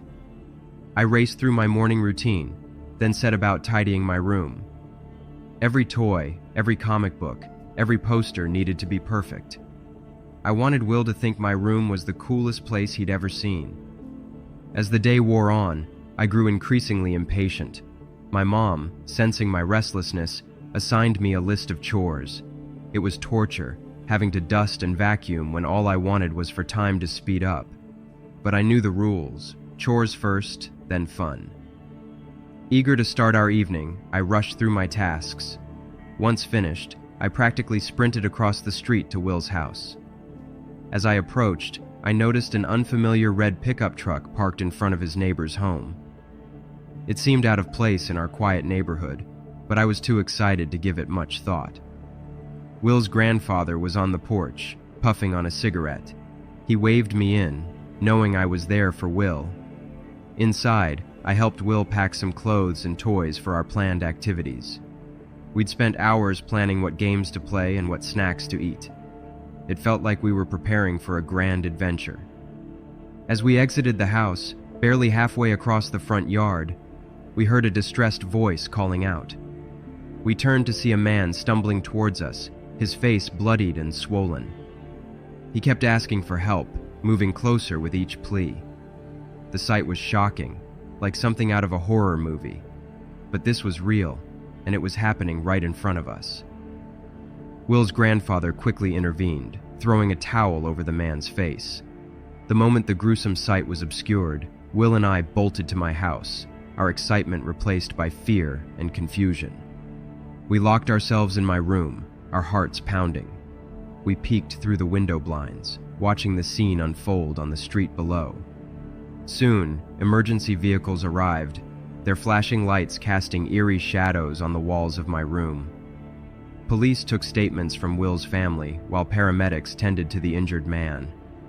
We later discovered that he had been involved in an altercation at a nearby convenience store.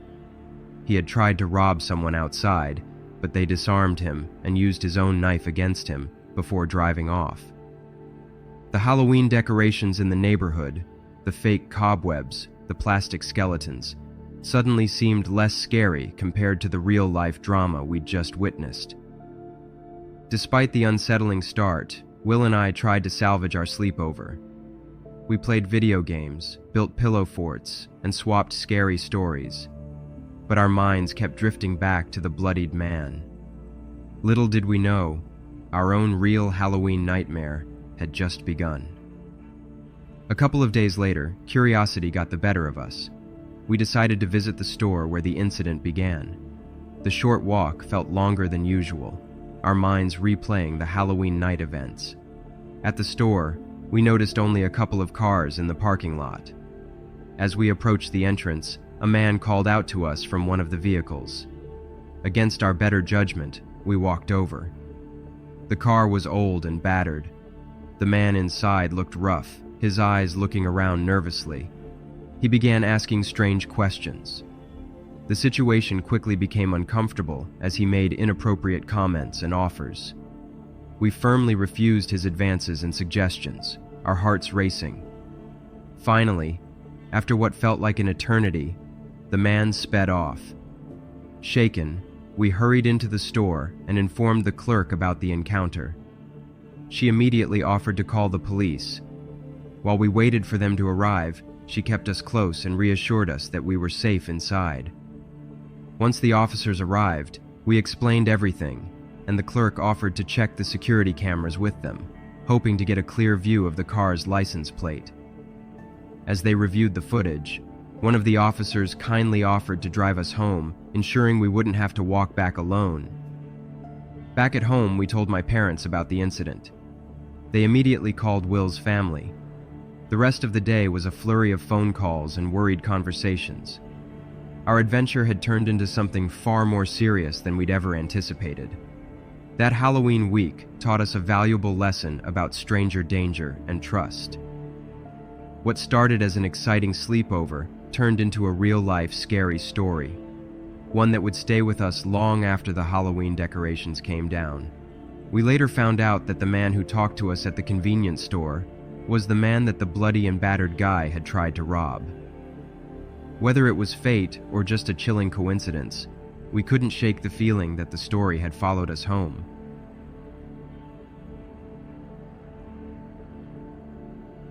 This happened when I was in high school, during my junior year.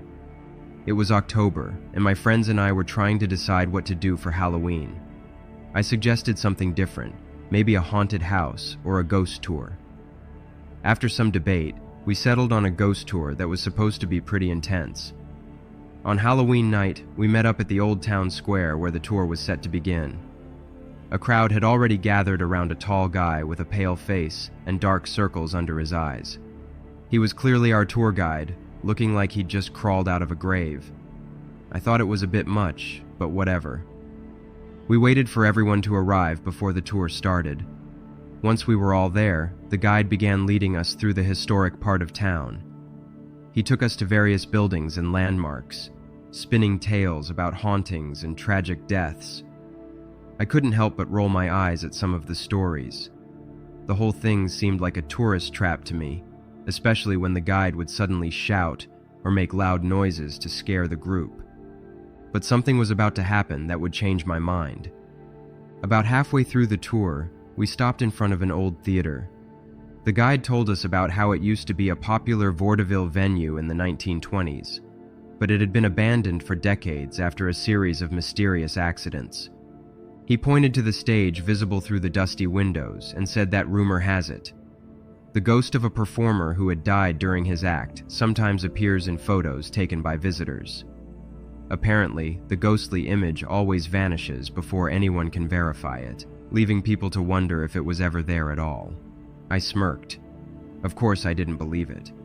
Feeling a bit cocky, I decided to prove how ridiculous it all was. I took out my phone, which I'd gotten for my birthday, and aimed it at the stage to take a picture. I figured I'd show everyone later how there was nothing unusual about it. I snapped the photo and glanced at my screen. There on the stage in the picture was the clear image of a man in an old-fashioned suit, mid-performance, his face frozen in a theatrical expression. But when I looked up at the actual stage, it was dark and empty. I stared at my phone, trying to come up with some logical explanation. Maybe it was a glitch, or maybe the tour company had some kind of projection system set up. But the image was so clear, so detailed. It didn't look like a projection or a digital effect. The man's costume was intricately detailed, with sequins that seemed to sparkle even in the static image. His face was expressive, caught in the middle of what looked like a dramatic monologue. I nudged my friend Joe and showed him the picture. He stared at my phone, then at the stage, then back at my phone again. He looked confused and a bit freaked out. He asked how I did it, but I had no answer. The rest of our group had started to move on, following the guide to the next location, but Joe and I stood rooted to the spot, staring at my phone in disbelief. I walked over to the guide and showed him the photo.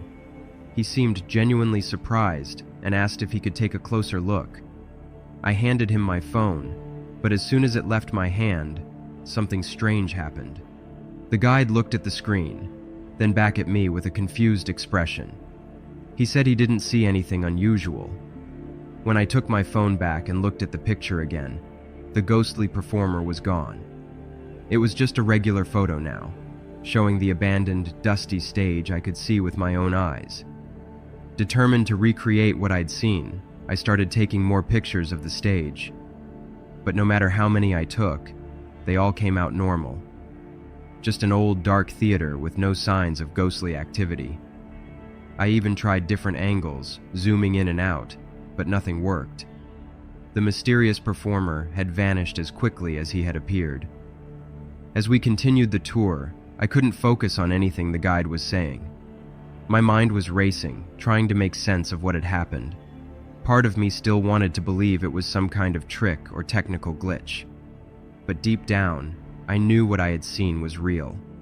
The details were too vivid, too specific to be a mere malfunction. That night, I barely slept. Every time I closed my eyes, I saw the image of that ghostly performer on the stage. His expressive face, the glint of sequins on his costume, the sense of movement frozen in time. It was all etched into my memory. I kept checking my phone, hoping the original picture would somehow reappear, but it never did. Over the next few days, I found myself researching the history of the old theater. I scoured local archives and online databases, looking for any information about performers who had died on that stage. I even went back there a couple of times during the day, hoping to capture another strange image. But nothing ever came close to what I saw that Halloween night. I learned that a famous vaudeville performer had indeed died on that stage in 1924, collapsing from a heart attack in the middle of his act. The details matched eerily with what I had seen in the photo: the style of his costume, the theatrical pose. It sent chills down my spine to think that I might have captured an image of his final performance, still playing out a century later. My friends teased me about it for a while, calling me the ghost photographer. But they didn't understand. They hadn't seen what I had seen. That one inexplicable photo had shaken my beliefs to the core. Joe, though, he saw it, and he had my back. I used to be one of those people who scoffed at ghost stories and paranormal claims. I always thought haunted tours were just a way to make money off of gullible tourists. But after that Halloween night, I'm not so sure anymore. I can't explain what happened with that photo, but I know what I saw. It's one of those experiences that makes you question everything you thought you knew about the world.